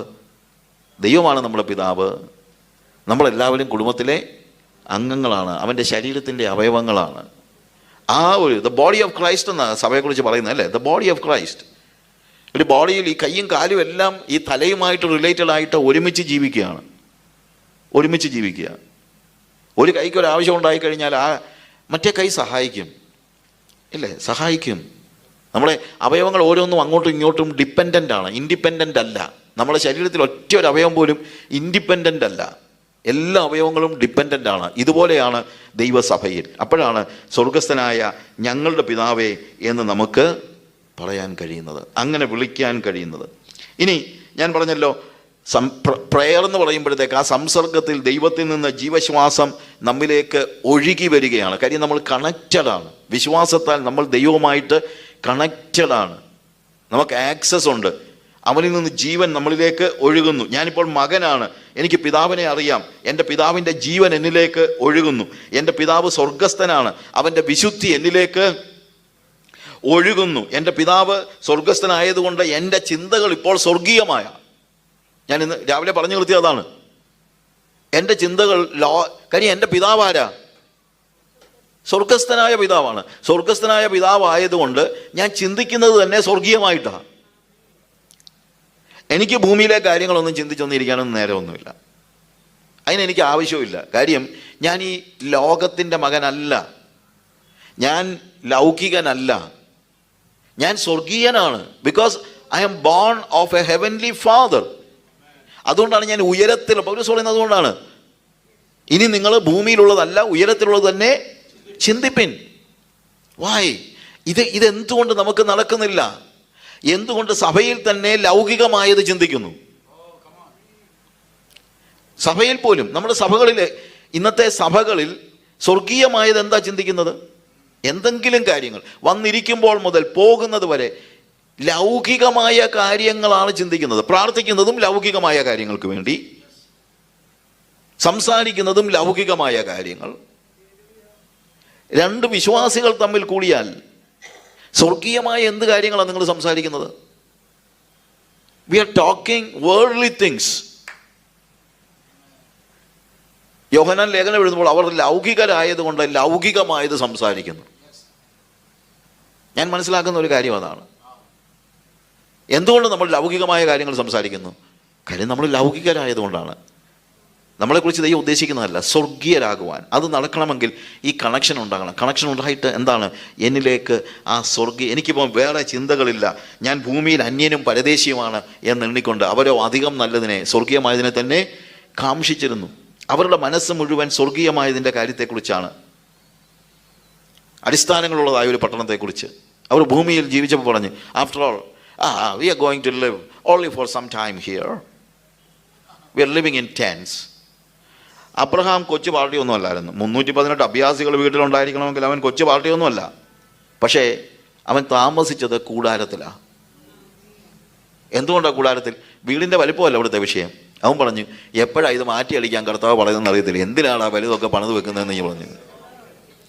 അവൻ ഇത് മാറ്റിയടിക്കാൻ തയ്യാറായി കൊണ്ടുവന്നിരിക്കുകയാണ്. അവൻ ഒരിക്കലും പെർമനൻ്റ് ആകാനോ സെറ്റിൽഡ് ആകാനോ ആഗ്രഹിച്ചില്ല. ഇന്നത്തെ ഏറ്റവും വലിയ ടെൻഡൻസി സെറ്റിൽഡ് ആകാനാണ്. അത് തന്നെ ബിബ്ലിക്കലല്ല. സെറ്റിൽഡ് ആകാം. വീട് പണിയെടുത്തെന്ന് ഞാൻ പറയുന്നില്ല. വീട് പണിയെടുത്തെന്നോ നാളെ ടിൻ ഷീറ്റ് അടിച്ച് കിടക്കണമെന്നൊന്നും അല്ല ഞാൻ പറയുന്നത്. പക്ഷേ നമ്മുടെ മനസ്സിൽ നമുക്ക് സെറ്റിൽഡ് ആകാനുള്ള ഒരു മോഹമുണ്ടോ? ഉണ്ട്. അതാണ് ഇതിനകത്തെ പ്രശ്നം. അതിനാണ് പ്രാർത്ഥിക്കുന്നത്, സെറ്റിൽഡ് ആകാനായിട്ട്. അവർ കൂടാരങ്ങളിൽ പാർത്തുകൊണ്ട് ദൈവം ശില്പിയായി നിർമ്മിച്ചതും അടിസ്ഥാനങ്ങളുള്ളതായ പട്ടണത്തിന് വേണ്ടി നോക്കി പാർത്തു. അവിടെ പറഞ്ഞിരിക്കുന്നത് വാഗ്ദത്തത്തിന്, അബ്രഹാം എന്ത് ചെയ്തു? വാഗ്ദത്തത്തിന് കൂട്ടവകാശികളായ ഇസഹാക്കിനോടും യാക്കോബിനോടും കൂടെ. അപ്പം വാഗ്ദത്തത്തിന് കൂട്ടവകാശികളാണ് ഇസഹാക്കും യാക്കോവും. യാക്കോവിനെ കൊച്ചു കളകനായിരിക്കും അന്ന്. എന്നിട്ട് അടുത്ത് വിളിച്ചിരുത്തി പറഞ്ഞു. എന്താ പറഞ്ഞത്? മോനെ, എന്നെ ദൈവം വിളിച്ചപ്പോൾ എന്തോ തരുമെന്നൊന്നും പറഞ്ഞില്ല. ഇവിടെ വന്നപ്പോൾ പറഞ്ഞു ഈ ദേശമൊക്കെ തരാമെന്ന് പറഞ്ഞു. ഞാൻ അന്നേരമൊക്കെ ചിന്തിച്ച് കൊള്ളാമല്ലോ, പാലിന്തേനും ഒഴുകുന്ന ദേശമല്ലേ, കിടക്കട്ടെ. കുറച്ച് കഴിഞ്ഞപ്പം കർത്താവ് എന്നെ ഒരു കാഴ്ച കാണിച്ചതാ കുഞ്ഞേ. എന്താണ്? അടിസ്ഥാനങ്ങളുള്ളതായ ഒരു പട്ടണം. അത് കണ്ടപ്പോൾ തൊട്ട് എൻ്റെ കണ്ണിങ്ങോട്ട് പോയിട്ടില്ല. കുഞ്ഞുങ്ങളെ, ഒരിക്കലും ഈ ദേശം നോക്കി നിങ്ങൾ ചിന്തിക്കല്ലേ. കാരണം എപ്പോഴും നിങ്ങളുടെ കണ്ണുകളിൽ നിറഞ്ഞു നിൽക്കേണ്ടത് എന്തായിരിക്കണം? അടിസ്ഥാനങ്ങളുള്ളതായ ദൈവം ശില്പിയായി നിർമ്മിച്ചതായ ഒരു പട്ടണം. ഇത് അബ്രഹാമിന് വേണ്ടി മാത്രമല്ല, നിങ്ങൾക്ക് ഓരോരുത്തർക്കും വേണ്ടി, എനിക്കും നിങ്ങൾക്കും വേണ്ടിയാണ് ദൈവത്തിൻ്റെ വചനം എബ്രായ ലേഖനത്തിൽ എഴുതിയിരിക്കുന്നത്. അവർ ഭൂമിയിലും അവർ വാഗ്ദത്ത നിവൃത്തി പ്രാപിക്കാതെ വിശ്വാസത്തിൽ മരിച്ചെന്നാണ് പറയുന്നത്. അതായത് ഈ ദേശം നിനക്ക് തരുമെന്ന് അബ്രഹാമിനോട് പറഞ്ഞിട്ട് അബ്രഹാമിൻ്റെ ജീവിതകാലത്ത് അവനത് കിട്ടിയില്ല. ഇസഹാക്കിൻ്റെ ജീവിതകാലത്ത് അവനത് കിട്ടിയില്ല. യാക്കോബിൻ്റെ ജീവിതകാലത്ത് അവനത് കിട്ടിയില്ല. വാഗ്ദത്ത നിവൃത്തി പ്രാപിക്കാതെ, നമ്മളാണെങ്കിൽ വാഗ്ദത്ത നിവൃത്തി പ്രാപിക്കാതെ അവിശ്വാസത്തിൽ മരിച്ചേനെ. പക്ഷെ അവർ വാഗ്ദത്ത നിവൃത്തി പ്രാപിക്കാതെ വിശ്വാസത്തിൽ മരിച്ചു. എന്തുകൊണ്ടാണെന്നറിയാമോ? അവർ വേറൊരു കാഴ്ച കണ്ടു. ഇങ്ങോട്ട് രക്ഷിക്കപ്പെട്ട് വന്നപ്പം, ചിലപ്പം രക്ഷിക്കപ്പെട്ടെന്ന് ഞാൻ ഉദ്ദേശിക്കുന്നത് അവർ കനാൻ നാട്ടിലേക്ക് അല്ലെങ്കിൽ കർത്താവ് വിളിച്ച് ഇവിടെ കൊണ്ടുവന്നപ്പോൾ ആദ്യം ഇത് കേട്ടപ്പോൾ ഒരു സുഖമൊക്കെ തോന്നി കാണും. കുറച്ച് കഴിഞ്ഞപ്പോൾ കർത്താവിനോട് തന്നെ പറഞ്ഞു, ഓ വേണ്ട കർത്താവേ, എന്തിനാ ഇവിടെ, വേറെ പണിയൊന്നും ഇല്ലയോ, ഏതാണെങ്കിലും ഞങ്ങൾ അങ്ങോട്ട് വരാനിരിക്കുക, ഞങ്ങൾക്ക് അത് മതി. കാര്യം എന്നറിയാമോ? ജീവൻ ഒഴുകി, സ്വർഗീയമായ ജീവന് ഒഴുകി. സ്വർഗീയത ഒഴുകിക്കഴിഞ്ഞപ്പോൾ ഭൂമിയോടുള്ള മോഹമെല്ലാം പോയി, വസ്തുക്കളോടുള്ള മോഹമെല്ലാം പോയി, പണത്തോടുള്ള മോഹമെല്ലാം പോയി. വല്ലവിധേനയും സ്വർഗത്തിൽ പോയാൽ മതി എന്നുള്ള ഒരു ചിന്തയുണ്ടായി. കർത്താവിൻ്റെ വരവിന് വേണ്ടിയുള്ള പ്രത്യാശയല്ലാതെ വേറെ ഒന്നുമില്ലാതെയായി. ഹല്ലേലൂയ. വെറുതെ കേൾക്കാൻ സുഖമുള്ളൊരു വാക്കായിട്ട് ചിന്തിക്കരുത്. നമുക്കൊരു വലിയ രൂപാന്തരം വേണം. വാഗ്ദത്തമല്ല വലുത്, വാഗ്ദത്തം നൽകിയവനാണ് വലുത്. വാഗ്ദത്തം, പ്രവാചകന്മാരൊക്കെ വന്ന്, ഞാനൊരു മീറ്റിങ്ങിന് ഇരുന്ന് കഴിഞ്ഞപ്പോഴത്തേക്ക് ഒരാൾ പ്രവാചകൻ അവിടെ വന്നിട്ട്, ദൈവം നിനക്കൊരു വാഗ്ദത്തം നൽകിയിട്ടുണ്ടെങ്കിൽ വാഗ്ദത്തം എന്ന് പറഞ്ഞിട്ട് 10-15 പ്രാവശ്യം വാഗ്ദത്തം. എന്നിട്ട് ഓരോരുത്തരെയും തലയെ കൈവച്ചിട്ട് പറഞ്ഞു, 2013 ജനുവരി മാസത്തിൽ ദൈവം നിനക്കായി ഒരു വാഗ്ദത്തം ഒരുക്കിയിട്ടുണ്ടെന്ന് പറഞ്ഞിട്ട് ഭയങ്കര പ്രവചനം. അവസാനം എന്നോട് പ്രാർത്ഥിക്കാൻ പറഞ്ഞു. ഞാൻ പറഞ്ഞു, കർത്താവേ, വാഗ്ദത്തത്തേക്കാൾ വലുതാണല്ലോ വാഗ്ദത്തം നൽകിയവൻ, അതോർത്ത് ഞാൻ നിനക്ക് സ്തോത്രം ചെയ്യുന്നു. അല്ല, എന്തോന്ന് വാഗ്ദത്തം? 2019 ജനുവരി മാസത്തിൽ നിനക്കൊരു നന്മ ഒരുക്കിയിരിക്കും. ഇപ്പം എന്നാ തിന്മയാണ് ഒരുക്കിയിരിക്കുന്നത്? വെറുതെ ഈ ഡേറ്റും പറഞ്ഞ് ഓരോ കാര്യങ്ങൾ പറയുമ്പോൾ അതിൻ്റെ ഒന്നും പുറകെ പോകരുത്. നമുക്ക് ഇതിൽ കൂടുതൽ എന്തോ നന്മയാണ് വേണ്ടത്? നമുക്ക് കർത്താവിനെ തന്നു, കർത്താവിൻ്റെ ജീവൻ തന്നു, സ്വർഗം തന്നു. ഇതിൽ കൂടുതൽ എന്തോ നന്മയാണ് നമുക്ക് വേണ്ടത്? എന്തോ വേണ്ടത്? ഇതെന്തോ അതായത് ഞാൻ പലപ്പോഴും പറയുന്നൊരു കാര്യമുണ്ട്. വേദവസം പറയുന്നത് മോഹിക്കരുതെന്നാണ്. ഇവർ വന്ന് നിങ്ങളെ ദുർമോഹികളാക്കുകയാണ്. വെറുതെ ഇല്ലാത്ത കാര്യമെല്ലാം കൂടെ പറഞ്ഞ് നിങ്ങളെ ദുർമോഹികളാക്കുകയാണ്. പെട്ടുപോകരുത്. കാര്യം ഇതിനപ്പുറത്താണ് എന്ത്? നിത്യത. ഞാൻ പറയട്ടെ, നിത്യതയുടെ ദർശനത്തിൽ ജീവിക്കാൻ നമുക്ക് കഴിയണം. എന്നിട്ട് ഇത് പറഞ്ഞു കഴിഞ്ഞാൽ, അതായത് ഈ ഒരു അനുഭവം ഉണ്ടായാൽ, സ്വർഗസ്ഥനായ ഞങ്ങളുടെ പിതാവേ എന്ന് പറയുന്ന ആ റിലേഷനിൽ ദൈവത്തിൻ്റെ ജീവൻ എന്നിലേക്ക് ഒഴുകി വരികയാണെങ്കിൽ പിന്നെ അടുത്ത പ്രാർത്ഥന ഈസിയാണ്. കാരണം ഇപ്പം ഹൃദയത്തിൽ മുഴുവൻ എൻ്റെ കാര്യങ്ങളല്ല നിറഞ്ഞിരിക്കുന്ന ആരുടെ കാര്യമാണ്? ദൈവത്തിൻ്റെ കാര്യമാണ്. അതുകൊണ്ട് എനിക്ക് പിന്നെ എന്ത് പ്രാർത്ഥിക്കാൻ പറ്റും? കർത്താവേ, നിന്റെ നാമം വിശുദ്ധീകരിക്കപ്പെടണമേ, നിന്റെ രാജ്യം വരണമേ, നിന്റെ ഇഷ്ടം ഭൂമിയിലെ പോലെ സ്വർഗത്തിലെ പോലെ ഭൂമിയിലും. ഇതൊക്കെ പ്രാർത്ഥിക്കാൻ ഒരു പ്രയാസവും ഇല്ല. എന്നാന്ന് ചോദിച്ചു കഴിഞ്ഞാൽ ഇപ്പം മനസ്സിൽ തിളച്ചു നിൽക്കുന്നത് ഇപ്പോഴത്തെ വീട് മാറ്റിയിട്ട് മറ്റൊരു വീടൂടെ പണിയുന്ന കാര്യമല്ല. ഇപ്പം ഹൃദയത്തിൽ തിളച്ചു നിൽക്കുന്ന എന്താണെന്ന് അറിയാമോ? ദൈവത്തിൻ്റെ നാമം, ദൈവത്തിൻ്റെ ഇഷ്ടം, ദൈവത്തിൻ്റെ രാജ്യം. ഇതേ ഉള്ളു മനസ്സിൽ. കാര്യം അങ്ങ് ഒഴുകുക, സ്വർഗീയത അങ്ങ് ഒഴുകുകയാണ്. കർത്താവിൻ്റെ ജീവൻ എന്നിലേക്ക് അങ്ങ് ഒഴുകുകയാണ്. അപ്പോഴാണ് പറയുന്നത് നിന്റെ നാമം വിശുദ്ധീകരിക്കപ്പെടണം. ഇപ്പം എൻ്റെ ഹൃദയം മുഴുവൻ കർത്താവിൻ്റെ നാമമാണ്, വേറെ ഒന്നുമില്ല. നിന്റെ നാമം, ദൈവത്തിൻ്റെ നാമം. നാമം എന്ന് പറയുമ്പോഴത്തേക്ക് it is not just name. Yahweh എന്നുള്ളൊരു പേരല്ല. നാമം എന്ന് വേദപുസ്തകം പഠിപ്പിക്കുന്നത് ശരിക്കും പറഞ്ഞു കഴിഞ്ഞാൽ ഒരു ക്യാരക്ടർ അല്ലെങ്കിൽ ബീയിങ്, അതിനെ എല്ലാം കൂടെ ചേർത്താണ്. യാക്കോബിനോട് കർത്താവ് ചോദിച്ചു, നിന്റെ പേര് എന്ത്? പേരെന്താണെന്ന് ചോദിച്ചു കഴിഞ്ഞാൽ ദൈവത്തിന് പേരറിയാൻ വയ്യാഞ്ഞിട്ടല്ല. കർത്താവ് പറയുക, എടാ നിന്റെ സ്വഭാവം എന്താണെന്ന് ചോദിക്കുന്നത്. അവൻ പറഞ്ഞു ഞാൻ യാക്കോബ. അപ്പനോട് പറഞ്ഞ യേശാവാന്ന്. ദൈവത്തോട് അവൻ പറഞ്ഞു ഞാൻ യാക്കോബ. എന്താ? ഞാൻ ഉപായിയാണെന്ന് അവൻ സമ്മതിച്ചു. നാമം എന്ന് പറയുമ്പോഴത്തേക്ക് നമ്മൾ വീണ്ടും ഓരോ ഭാഗങ്ങൾ വായിക്കുമ്പോൾ നമ്മൾ സങ്കീർത്തനം 9:10 വായിക്കുമ്പോഴത്തേക്ക് നിന്റെ നാമം അറിയുന്നവർ നിന്നെ ഘോഷിക്കും എന്നൊക്കെ പറയുമ്പോഴത്തേക്ക്, മഹത്വീകരിക്കും എന്ന് പറയുമ്പോഴത്തേക്ക്, നാമം എന്ന് പറയുന്നത് യഹോവ എന്നുള്ള പേര് കേൾക്കുന്നതിനെക്കുറിച്ച് മാത്രമല്ല. യോഹന്നാന്റെ സുവിശേഷം 17-ാം അധ്യായത്തിൻ്റെ 6-ാമത്തെ വാക്യത്തിൽ കർത്താവ് പറഞ്ഞു, നീ എനിക്ക് തന്നവർക്ക് ഞാൻ നിന്റെ നാമം വെളിപ്പെടുത്തിയിരിക്കുന്നു എന്ന് പറയുമ്പോഴത്തേക്ക് അവിടെ ശിഷ്യന്മാരെ വിളിച്ചിട്ട് ദൈവത്തിൻ്റെ പേര് യഹോവയാണെന്ന് പറഞ്ഞു എന്നല്ല അതിൻ്റെ അർത്ഥം. ദൈവം എങ്ങനെയുള്ളവനാണെന്നുള്ളത് ശിഷ്യന്മാർക്ക് യേശു കർത്താവ് 3.5 വർഷം കൊണ്ട് ജീവിച്ച് കാണിച്ചു കൊടുത്തു. ദൈവത്തിൻ്റെ സ്വഭാവം, ദൈവത്തിൻ്റെ പ്രത്യേകത, ദൈവത്തിൻ്റെ ക്യാരക്ടർ, അതാണ് നാമം. ആ ദൈവത്തിൻ്റെ അല്ലെങ്കിൽ ദൈവത്തിൻ്റെ ബീയിങ്, ദൈവത്തിൻ്റെ സ്വഭാവം, ദൈവം. നിന്റെ നാമം എന്ത് ചെയ്യണം? വിശുദ്ധീകരിക്കപ്പെടണം. വിശുദ്ധീകരിക്കപ്പെടുക എന്ന് പറഞ്ഞു കഴിഞ്ഞാൽ എന്താ? നമ്മൾ ഹോളി ഹോളി എന്ന് പറഞ്ഞാൽ ഉടനെ ദൈവത്തിൻ്റെ നാമത്തിന്, അല്ലെ പിന്നെ ദൈവത്തിൻ്റെ നാമത്തിന് എന്തെങ്കിലും കുറവുണ്ടായിട്ട് നമ്മൾ കയറി വിശുദ്ധീകരിക്കേണ്ട കാര്യം അതല്ല അതിൻ്റെ അർത്ഥം. വിശുദ്ധീകരിക്കുക എന്ന് പറയുമ്പോഴത്തേക്ക് അവിടുത്തെ ഒരു പ്രധാനപ്പെട്ട കാര്യം B separated or B unique. അത് വ്യത്യസ്തമാണ്. വിശുദ്ധീകരിക്കപ്പെടുക എന്ന് പറഞ്ഞു കഴിഞ്ഞാൽ കോൺസിക്രേറ്റ് അല്ലെങ്കിൽ മാറ്റിവെക്കുക, അതായത് മറ്റൊന്നിനോട് യോജിക്കാതെ സെപ്പറേറ്റ് ചെയ്യുക എന്നുള്ള അർത്ഥമാണ് അവിടെ പറയുന്നത്. അതാണ് ശരിക്കും വിശുദ്ധി എന്നുള്ള വാക്കിൻ്റെ അർത്ഥം. വിശുദ്ധി എന്ന് പറഞ്ഞു കഴിഞ്ഞാൽ, അതായത് നമ്മൾ ഈ മലയാള ഭാഷയിൽ അല്ലെങ്കിൽ ഇംഗ്ലീഷ് ഭാഷയിലായിക്കോട്ടെ, നമ്മുടെ ഭാഷയിൽ ഓരോന്നിനും ഈ ഓപ്പോസിറ്റ് ടേംസ് പറയുമല്ലോ, വിപരീത പദങ്ങൾ. ഇപ്പം വിശുദ്ധി, അതിൻ്റെ വിപരീത പദം എന്താണ്? അശുദ്ധി. പക്ഷേ വേദപുസ്തക പ്രകാരം വിശുദ്ധിയുടെ വിപരീത പദം അശുദ്ധി ആകണമെന്നില്ല. വേദപുസ്തക പ്രകാരം വിശുദ്ധിയുടെ എതിർപദം എന്ന് പറയുന്നത് സാമാന്യം എന്നാണ്. That's all. അതായത് സാമാന്യമായത് വിശുദ്ധം എന്ന് മാറ്റിവെക്കാൻ പറ്റില്ല. വിശുദ്ധം എന്ന് പറഞ്ഞു കഴിഞ്ഞാൽ സാമാന്യമായതിൽ നിന്നുള്ള സെപ്പറേഷനാണ്. ഇപ്പോൾ ഒരു പ്രവാചകനോട് പറയുകയാണ്, ഞാൻ നിന്നെ ജെറമയായോട് പറയുകയാണ്, ഐ ഹാവ് കോൺസിക്രേറ്റഡ് യു, ഞാൻ നിന്നെ വിശുദ്ധീകരിച്ചിരിക്കുന്നു എന്ന് പറയുമ്പോഴത്തേക്ക് കോൺസിക്രേറ്റ് ചെയ്യാന്ന് പറഞ്ഞു കഴിഞ്ഞാൽ മറ്റൊന്നുമല്ല, സ്വാഭാവികമായി മറ്റ് ജനങ്ങളിൽ നിന്ന് വ്യത്യസ്തമായ ഒരു ശുശ്രൂഷ ഞാൻ നിന്നെ ഏൽപ്പിച്ചിരിക്കുന്നു എന്നാണ്. അപ്പോൾ സാമാന്യതയിൽ നിന്ന് ഉയർന്നു നിൽക്കുന്ന യുണീക്കായിട്ടുള്ള, ശരിക്കും പറഞ്ഞു കഴിഞ്ഞാൽ അത് യുണീക്കാണ്. അതായത് അതിനോട് തുല്യമായിട്ട് വേറെ ഒന്നുമില്ലാത്ത ഒരവസ്ഥയാണ് എന്ത്? വിശുദ്ധീകരിക്കപ്പെടുക എന്ന് പറയുന്നത്. കർത്താവിൻ്റെ വചനം നമ്മൾ വായിക്കുമ്പോൾ അത് കൃത്യമായിട്ട് ആ യുണീക്നെസ്, ദൈവത്തിൻ്റെ ഒരു വലിയ പ്രത്യേകതയാണ്. ദൈവം, God is above everything else, everybody else. മറ്റുള്ളവരിൽ നിന്നെല്ലാം വ്യത്യസ്തനാണ്, ഉയർന്നു നിൽക്കുന്നവനാണ് ദൈവം. അതങ്ങനെ തന്നെ ആയിരിക്കണം.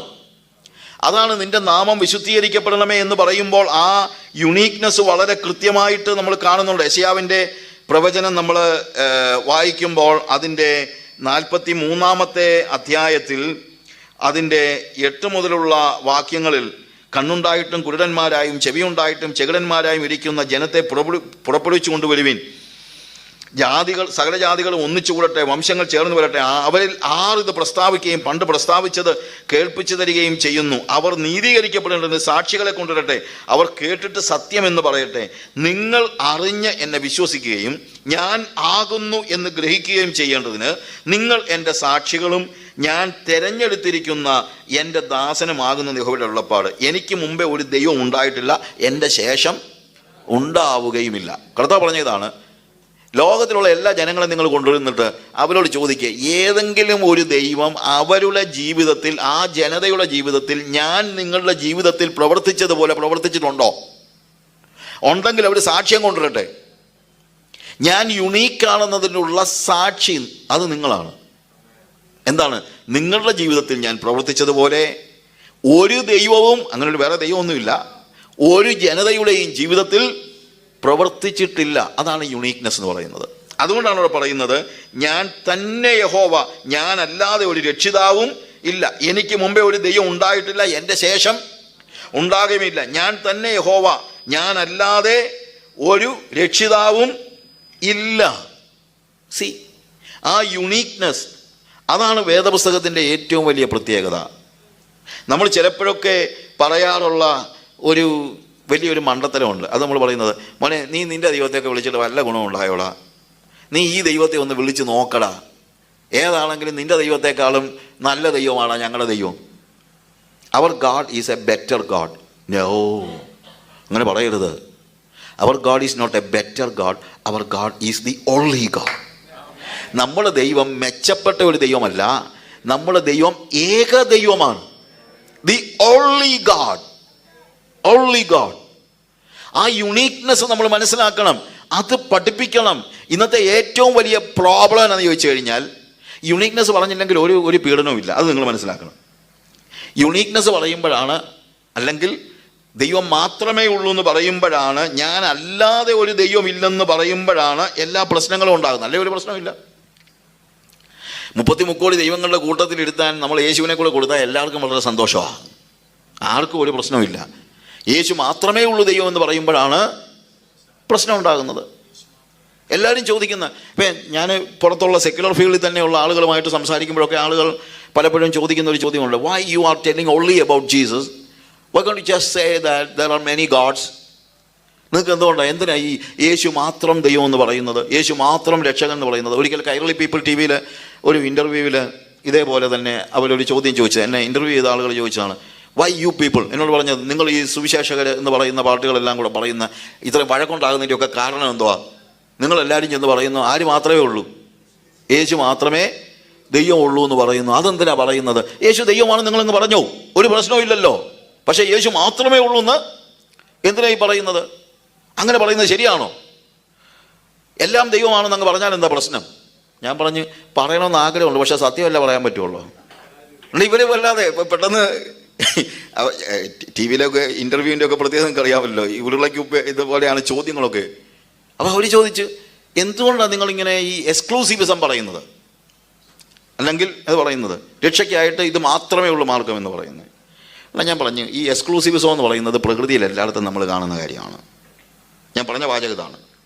അതെന്താ അങ്ങനെ പറയാൻ കാര്യം? ഞാൻ പറഞ്ഞു, take the case of oxygen. ഈ അന്തരീക്ഷത്തിൽ എത്രയോ ഗ്യാസസ് ഉണ്ട്, ഹീലിയമുണ്ട്, മീഥൈലുണ്ട്, എന്തെല്ലാം ഗ്യാസസ് ഉണ്ട്. പക്ഷേ പ്രാണവായു ഒന്നേ ഉള്ളൂ, എന്താണ്? ഓക്സിജൻ.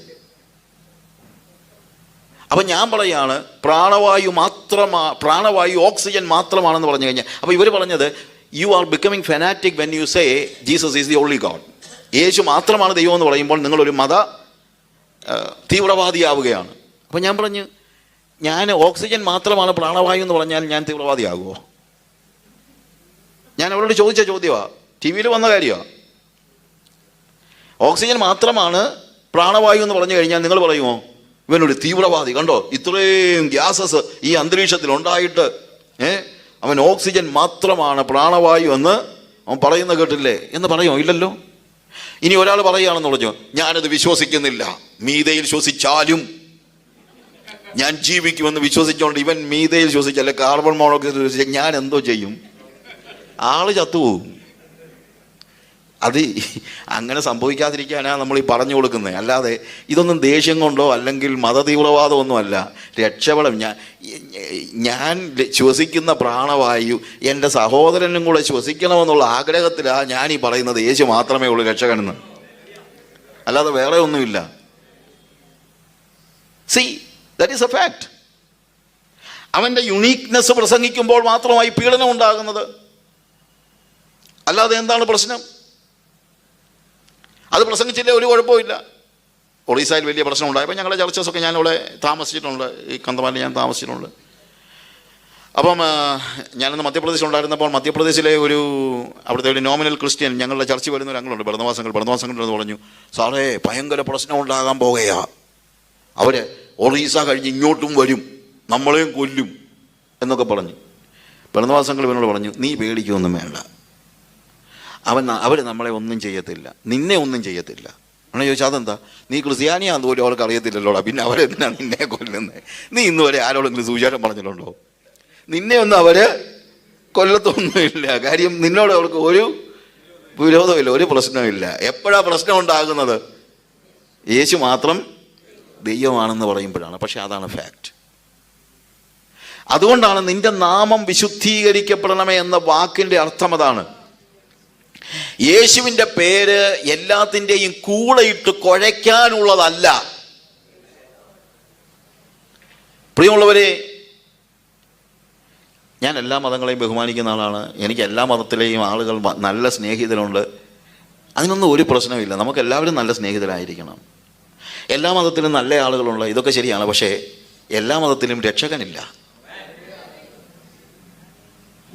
അത് യേശു മാത്രമാണ്. അതെനിക്ക് പറഞ്ഞാലേ പറ്റുള്ളൂ. That's A fact. അത് പറയാൻ കഴിയുന്നില്ലെങ്കിൽ പിന്നെ ഞാനെന്താണ് ജീവിക്കുന്നത്? അത് പറയാനാണ് ഈ ലോകത്തിൽ എല്ലായിടത്തും നടക്കുന്നത്.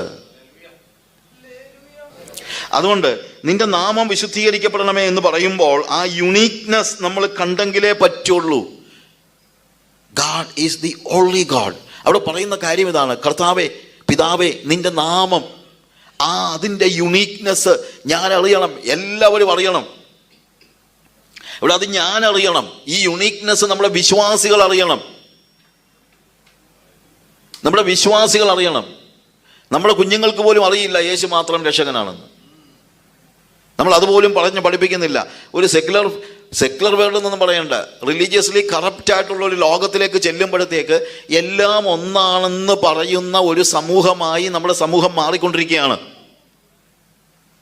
ഇന്നലെ ഹാർവസ്റ്റ് ടിവിയിൽ ഞങ്ങളുടെ പാസ്റ്റർ സാമും ഞാനും അജിത് കുമാറും ഞങ്ങൾ ഒരുമിച്ച് നടത്തിയ ഒരു ഇൻ്റർവ്യൂവിനകത്ത് ഞങ്ങൾ പറഞ്ഞൊരു കാര്യം ഇതാണ്, സമൂഹത്തിൽ ഇന്ന് ഈ യുണീക്നെസ്സിനെ കുറിച്ചോ തെറ്റെന്നുള്ള കാര്യം ഒന്നുമില്ല. ഒരു തെറ്റും എന്ത് തെറ്റും ആളുകൾ അങ്ങ് അക്സെപ്റ്റ് ചെയ്യുകയാണ്. തെറ്റെന്ന് പറഞ്ഞൊരു കാര്യം പോലും ഇല്ലാത്ത ഒരു സാഹചര്യത്തിലേക്ക് വന്നിരിക്കുകയാണ്. Homosexuality is no more a sin. ലോയ്ക്ക് പോലും അത് വിഷയമല്ല. എന്താ പിന്നെ വന്ന് എന്താ പിന്നെ തെറ്റെന്ന് പറയാൻ ഒന്നുമില്ലാത്ത ഒരു സ്റ്റേജ്. മദ്യപാനം ഒരു തെറ്റല്ലാതെ വന്നിരിക്കുക പല ആളുകൾക്ക്. എന്നോടൊരു പെന്തിക്കോസുകാരൻ ഒരു ദിവസം പറയുക, അച്ഛൻ ചുമ്മാ എണീറ്റ് ഉടനെ മദ്യപാനം എന്ന് പറഞ്ഞോളൂ. എന്തോ ഇത് കൂട്ടുകാർ കൂടുമ്പോൾ ഒരു പെക്കടിക്കുന്നു, എന്തോ മദ്യപാനമാണോ? ഞാൻ വെറുതെ പറഞ്ഞതല്ല. 10 വർഷം മുമ്പോ 20 വർഷം മുമ്പോ ഒരു പെന്തിക്കോസുകാരൻ ഇത് പറയുന്നത് നമുക്ക് വിശ്വസിക്കാൻ പറ്റത്തില്ല. കാര്യം ഒന്നും തെറ്റല്ലാതെ വരുന്നതായ ഒരു സമൂഹം ഇല്ലേ? യുണീക്നെസ് ഓഫ് ഗാഡ്, ദൈവത്തിൻ്റെ ആ യുണീക്നെസ്, ഞാനല്ലാതെ എന്ന് പറയുന്ന ഒരു കാര്യം ഉണ്ടാകാതിരിക്കുക. അത് നമ്മൾ തന്നെ മനസ്സിലാക്കണം. യെശയ്യാപ്രവചനത്തിൽ പറയുന്ന കാര്യം ഇതാണ്. 10-ാമത്തെ വാക്യത്തിൽ ജാതികളെ കൊണ്ടുവരട്ടെ, അവർ വിശ്വസിക്കട്ടെ എന്ന് പറയുന്നതിന് മുമ്പ് പറയുകയാണ്, നിങ്ങൾ അറിഞ്ഞ് എന്നെ വിശ്വസിക്കുകയും ഞാൻ ആകുന്നു എന്ന് ഗ്രഹിക്കുകയും ചെയ്യേണ്ടതിന് നിങ്ങൾ എൻ്റെ സാക്ഷികൾ. നമ്മൾ അറിയണം, നമ്മളത് അറിയിക്കണം. ആദ്യം നമ്മൾ അറിയണം, ഹൂ ഈസ് ഗാഡ്, ആരാണ് യഹോവ, ആരാണ് കർത്താവ്, ആരാണ് എൻ്റെ രക്ഷകൻ എന്നതിനെക്കുറിച്ചുള്ള കൃത്യമായ ഒരു ടീച്ചിങ് ഉണ്ടാകണം. എന്തുകൊണ്ടാണ് ഈ കൾട്ട് ഗ്രൂപ്പുകൾക്കൊക്കെ ഇത്രയും കയറി വരാൻ, നമ്മുടെ സമൂഹത്തിലേക്ക് കയറി വരാൻ കഴിയുന്നതിൻ്റെ കാരണം എന്താ? മറ്റൊന്നുമല്ല, നമ്മുടെ കുഞ്ഞുങ്ങളെ പഠിപ്പിച്ചില്ല, അത്രയേ ഉള്ളൂ. നമ്മൾ ശരിയായിട്ടുള്ള ഉപദേശം നമ്മുടെ കുഞ്ഞുങ്ങളെ പഠിപ്പിച്ചിരുന്നെങ്കിൽ ഇതുപോലെയുള്ള കൾട്ട് ഗ്രൂപ്പുകൾക്ക് നമ്മുടെ ഇടയിലേക്ക് കയറാൻ കഴിയത്തില്ലായിരുന്നു. അതുകൊണ്ടാണ് ചർച്ചസ് വളരെ കൃത്യമായിട്ട്, ഞാൻ ഇന്നലെ പറഞ്ഞ കാര്യം ചിലർ ഓർക്കുന്നുണ്ടായിരിക്കും, പുറത്തുള്ളവരകത്ത് വരണമെന്നുള്ളത് വലിയ അത്യാവശ്യമുള്ള കാര്യമാണ്. പുറത്തുള്ളവരകത്ത് വരണം, പക്ഷെ അതിനേക്കാൾ വലിയ കാര്യമാണ് അകത്ത് വന്നവനങ്ങ് മോളിൽ ചെല്ലണം. അത് നിങ്ങൾ മറന്നു പോകരുത്. അപ്പോൾ ഇവിടെ ആ നിന്റെ നാമം വിശുദ്ധീകരിക്കപ്പെടണമെന്ന് പറഞ്ഞു കഴിഞ്ഞാൽ എൻ്റെ ജീവിതത്തിൽ ആ യഹോവയുടെ യുണീക്നെസ് വെളിപ്പെടണം. ദൈവം ഏകനാണെന്നുള്ളത് ഞാൻ അറിയണം. എൻ്റെ കുടുംബത്തിൽ എൻ്റെ കുഞ്ഞുങ്ങൾ അറിയണം. ഞാൻ എപ്പോഴും പഠിപ്പിക്കുന്ന ഒരു കാര്യമാണ് ആവർത്തന പുസ്തകം. ഞാൻ ആഫ്രിക്കയിലാണെങ്കിലും ഈ ഞങ്ങൾക്ക് നല്ല ചിൽഡ്രൻ മിനിസ്ട്രി ചെയ്യുന്ന, എൻ്റെ കൂടെ വർക്ക് ചെയ്യുന്ന മിഷണറീസ് ഉണ്ട്, ചിൽഡ്രൻ സ്റ്റുഡൻസിനിടയ്ക്കുള്ള നല്ല മിനിസ്ട്രി ഞങ്ങൾക്ക് അവിടെ ഉണ്ട്. അപ്പോൾ ഞാൻ ഈ എല്ലാവരെയും ഉത്സാഹിപ്പിക്കുന്ന കാര്യമാണ്. വീടുകളിലാണെങ്കിലും ഈ കുഞ്ഞുങ്ങളെ പഠിപ്പിക്കേണ്ട കാര്യത്തെക്കുറിച്ച് പറയുമ്പോൾ ആവർത്തന പുസ്തകം 6-ാം അധ്യായത്തിൽ അവർ ചൊല്ലുന്ന ക്ഷേമ എന്ന് പറയുന്ന, അതായത് ഇസ്രായേലെ കേൾക്ക എന്ന് 4-ാം വാക്യം മുതൽ, ഇസ്രായേലെ കേൾക്ക, യഹോവ നമ്മുടെ ദൈവമാകുന്നു, യഹോവ ഏകൻ തന്നെ. കേൾക്ക എന്ന് പറയുന്ന ആ ഭാഗം എല്ലാ ദിവസവും യഹൂദ കുട്ടികൾ, അവരുടെ എബ്രായ കുട്ടികൾ അവരുടെ വീട്ടിൽ പറഞ്ഞ് ചൊല്ലുന്ന പ്രാർത്ഥനയാണ്, അല്ലെങ്കിൽ അവരുടെ വിശ്വാസ പ്രഖ്യാപനമാണ്. ക്ഷേമ എന്താണ്? ആദ്യം പറയുന്ന കാര്യം എന്നുള്ളത് യഹോവ നമ്മുടെ ദൈവമാകുന്നു എന്ന് തന്നെയല്ല, അവൻ മാത്രം നമ്മുടെ ദൈവമാകുന്നു, യഹോവ ഏകൻ തന്നെ. അപ്പോൾ ക്ഷേമയിലെ ഏറ്റവും പ്രധാനപ്പെട്ട വാക്കാണെന്ന് യഹോവ ദൈവമാണെന്നുള്ളതാണ് ഏറ്റവും പ്രധാനം. അതിനോട് ചേർന്ന് പറയുന്ന കാര്യമാണ് യഹോവ ഏകൻ തന്നെ. എന്താണ്? എൻ്റെ വീട്ടിൽ യഹോവയല്ലാതെ വേറെ ഒരു ദൈവം ഉണ്ടാവുകയില്ല. ഞാനിതിനെക്കുറിച്ച് പ്രസംഗിച്ച് പലപ്പോഴും പ്രശ്നങ്ങളും ഉണ്ടായിട്ടുണ്ട്. എന്നു ചോദിച്ചു കഴിഞ്ഞാൽ ഞാൻ പറഞ്ഞു, എൻ്റെ വീട്ടിൽ ഞാൻ പഠിപ്പിച്ചിട്ടുള്ള കാര്യമുണ്ട്. ഇവൻ യഹോവ ഏകൻ തന്നെ എന്ന് പറഞ്ഞാൽ നമ്മളെല്ലാം പറയും, യേസ് ഞങ്ങളുടെ വീട്ടിലല്ല യഹോവേ ഉള്ളത്, വേറെ ആരുമില്ല എന്ന് പറയുമായിരിക്കും. പക്ഷേ യഹോവ ഏകൻ തന്നെ എന്ന് പറയുമ്പോൾ വേറെ ഒരു ദൈവമില്ല എന്ന് പറയുമ്പോൾ എന്താണ് ദൈവം? അല്ലെങ്കിൽ ഒരാളുടെ ദൈവം ആരാണ്? ദൈവം എന്ന് പറയുമ്പോൾ ഇപ്പം കർത്താവ് തന്നെ പറഞ്ഞു, നിങ്ങൾക്ക് ദൈവത്തെയും മാമോനെയും ഒരുമിച്ച് സേവിപ്പാൻ കഴിയുകയില്ല. സേവിക്കാൻ കഴിയില്ല എന്ന് പറഞ്ഞു കഴിഞ്ഞാൽ you cannot consider God and mammon or money together. You cannot serve ചെയ്യാനായിട്ട് കഴിയില്ല എന്ന് പറയുമ്പോൾ ദൈവമാക്കാൻ കഴിയില്ല എന്നാണ്. രണ്ട് യജമാനന്മാരെ സേവിപ്പാൻ ആർക്കും കഴിയുകയില്ല. രണ്ട് യജമാനന്മാരെ സേവിപ്പാൻ. അപ്പോൾ ദൈവം യജമാനനാണ്, അതിൻ്റെ കൂട്ടത്തിൽ പണത്തെ കൂടെ യജമാനനാക്കാൻ കഴിയില്ല. മിക്ക വീട്ടിലും പണമാണ് യജമാനൻ. കാര്യം നമ്മുടെ വീട്ടിൽ പലപ്പോഴും കാര്യങ്ങൾ തീരുമാനിക്കുന്നത് പണമാണ്. അപ്പോൾ അത് ആരാണ്? മാമോൻ എന്ന് പറയുന്നത് പേഴ്സണിഫൈ ചെയ്തിരിക്കുന്ന പണത്തിൻ്റെ ദൈവമാണ്. നമുക്കിവിടെ ലക്ഷ്മി എന്നൊക്കെ പറയുന്നത് പോലെ തന്നെ പണത്തിൻ്റെ ദൈവമാണ്. ഗ്രീക്ക് പുരാണങ്ങളിലെല്ലാം ഓരോന്നിനും ഓരോ ദൈവമുണ്ട്. ശക്തിയുടെ ദൈവമാണ് അപ്പോളോ, സൗന്ദര്യത്തിൻ്റെ ദൈവമാണ് വീനസ്, പഠിത്തത്തിൻ്റെ ദൈവമുണ്ട്, നമുക്ക് ഇന്ത്യയിലുമുണ്ട് സരസ്വതി, ഇല്ലേ? ഓരോന്നിനും ഓരോ ദൈവമുണ്ട്. അപ്പോൾ പഠിത്തമാണ് ഏറ്റവും വലുതെന്ന് എൻ്റെ പിള്ളേരെ ഞാൻ പഠിപ്പിച്ചാൽ ഞാൻ പറയുന്നത് സരസ്വതി ദൈവമാണെന്നാണ്. പണമാണ് ഏറ്റവും വലുതെന്ന് ഞാൻ എൻ്റെ കുഞ്ഞുങ്ങളെ പറഞ്ഞ് പഠിപ്പിച്ചാൽ ഞാൻ പറയുന്നത് മാമോൻ ദൈവമാണെന്നാണ്. നമ്മളൊക്കെ കുഞ്ഞുങ്ങളെ പറഞ്ഞ് പഠിപ്പിക്കുമ്പോൾ പറയുന്നൊരു കാര്യമുണ്ടല്ലോ, പിള്ളേരെ എടാ കാശില്ലാത്തവനെ ഇന്ന് ആർക്ക് വേണം,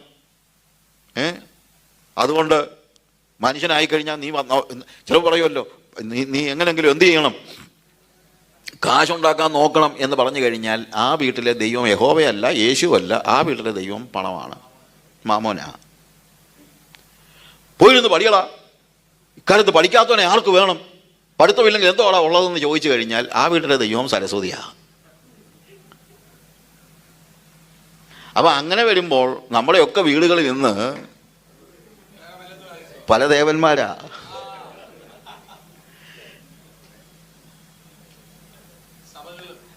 സഭകളിലും കാര്യം പണമാണല്ലോ സഭകളിലെയും പ്രധാനപ്പെട്ട വിഷയം. ക്രൂസൈഡ് നടത്തിയാലും എന്തോ നടത്തിയാലും ഏറ്റവും കൂടുതൽ എന്താണ്? പണപ്പിരിവ. റൈറ്റ്? ആഫ്രിക്കയിലൊരു കള്ളപ്രവാചകനുണ്ട്, TB ജോഷുവ എന്ന് പറഞ്ഞ്. ഇപ്പോഴേ നിങ്ങളെ ചിലരുടെ മുഖം ചുളിഞ്ഞു കാണും. അയാൾ വെള്ളം വിറ്റാ കാശുണ്ടാക്കുന്നത്. ഹോളി വാട്ടർ, ആ വെള്ളം കുടിച്ചു കഴിഞ്ഞാൽ ആരോഗ്യം ഉണ്ടാകും എന്നൊക്കെ പറയുന്നത്. എന്നിട്ട് വെള്ളത്തിൻ്റെ വിൽപ്പന കൂട്ടാൻ അയാൾ വേറൊരു മാർഗം കണ്ടുപിടിച്ചു. അത് രാവിലെ കുടിക്കേണ്ട വെള്ളം മോർണിംഗ് വാട്ടർ, ഈവനിങ് വാട്ടർ എന്ന് പറഞ്ഞാൽ രണ്ടായിട്ടാണ് ഇപ്പോൾ കൊടുക്കുന്നത്. കാര്യം വിൽപ്പന ഇരട്ടിയായി. ഞാൻ ജോക്ക് പറയുന്നതല്ല. അങ്ങനെയുള്ള ദൈവങ്ങളുടെ അനുയായികൾ നമ്മുടെ നാട്ടിലും ഒത്തിരി ഉണ്ട്. അങ്ങനെ വരുമ്പോൾ ഇതൊക്കെ അന്ത്യത്തിൻ്റെ ലക്ഷണമാണെന്നേ പറയാൻ പറ്റുള്ളൂ.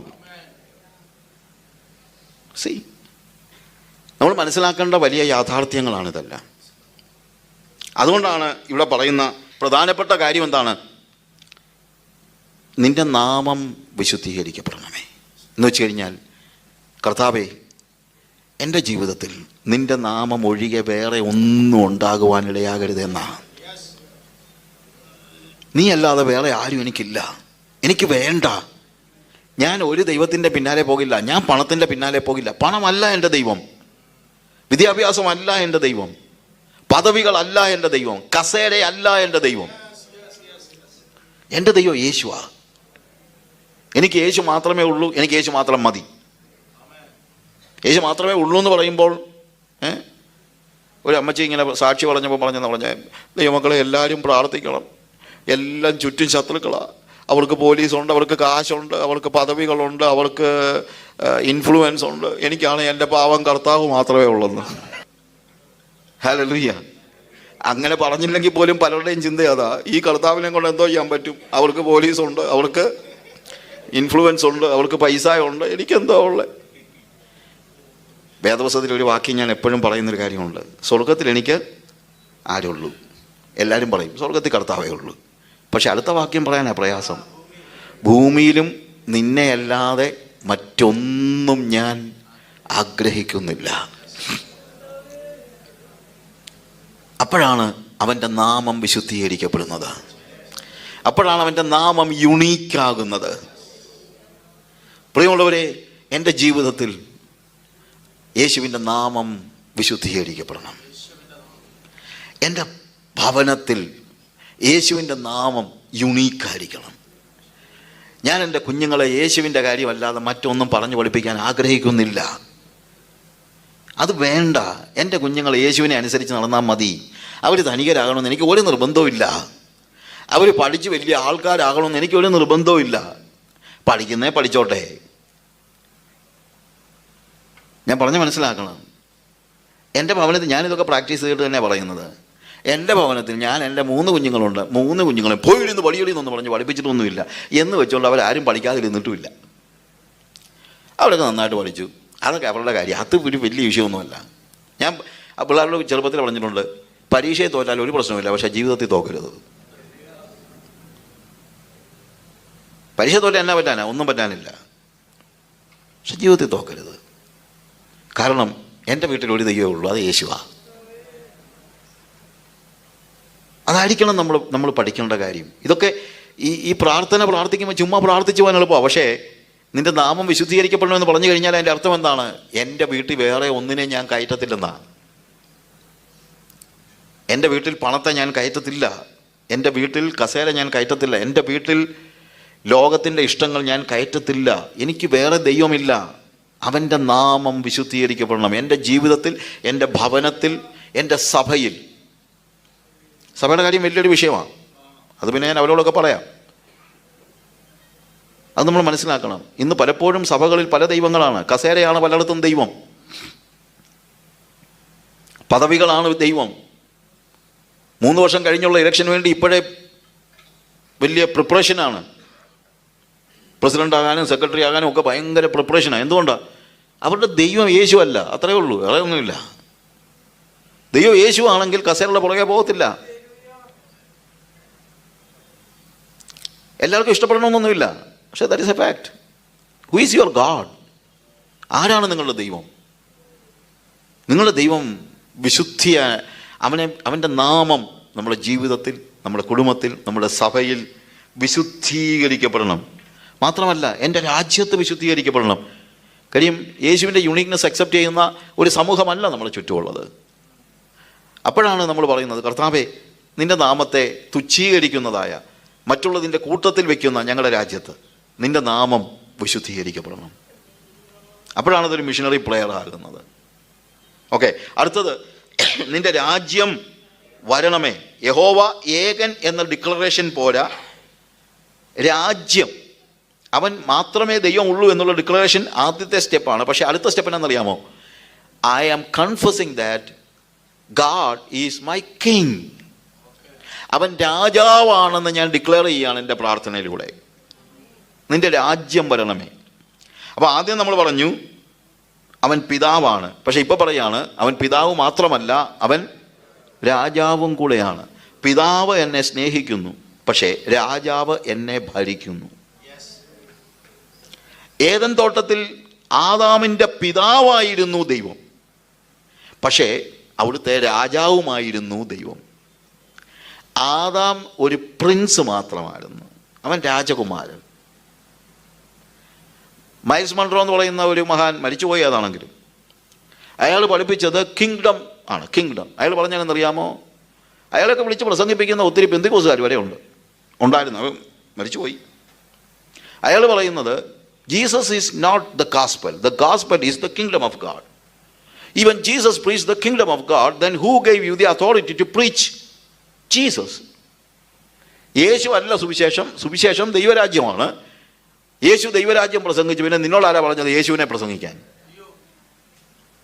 I will show you.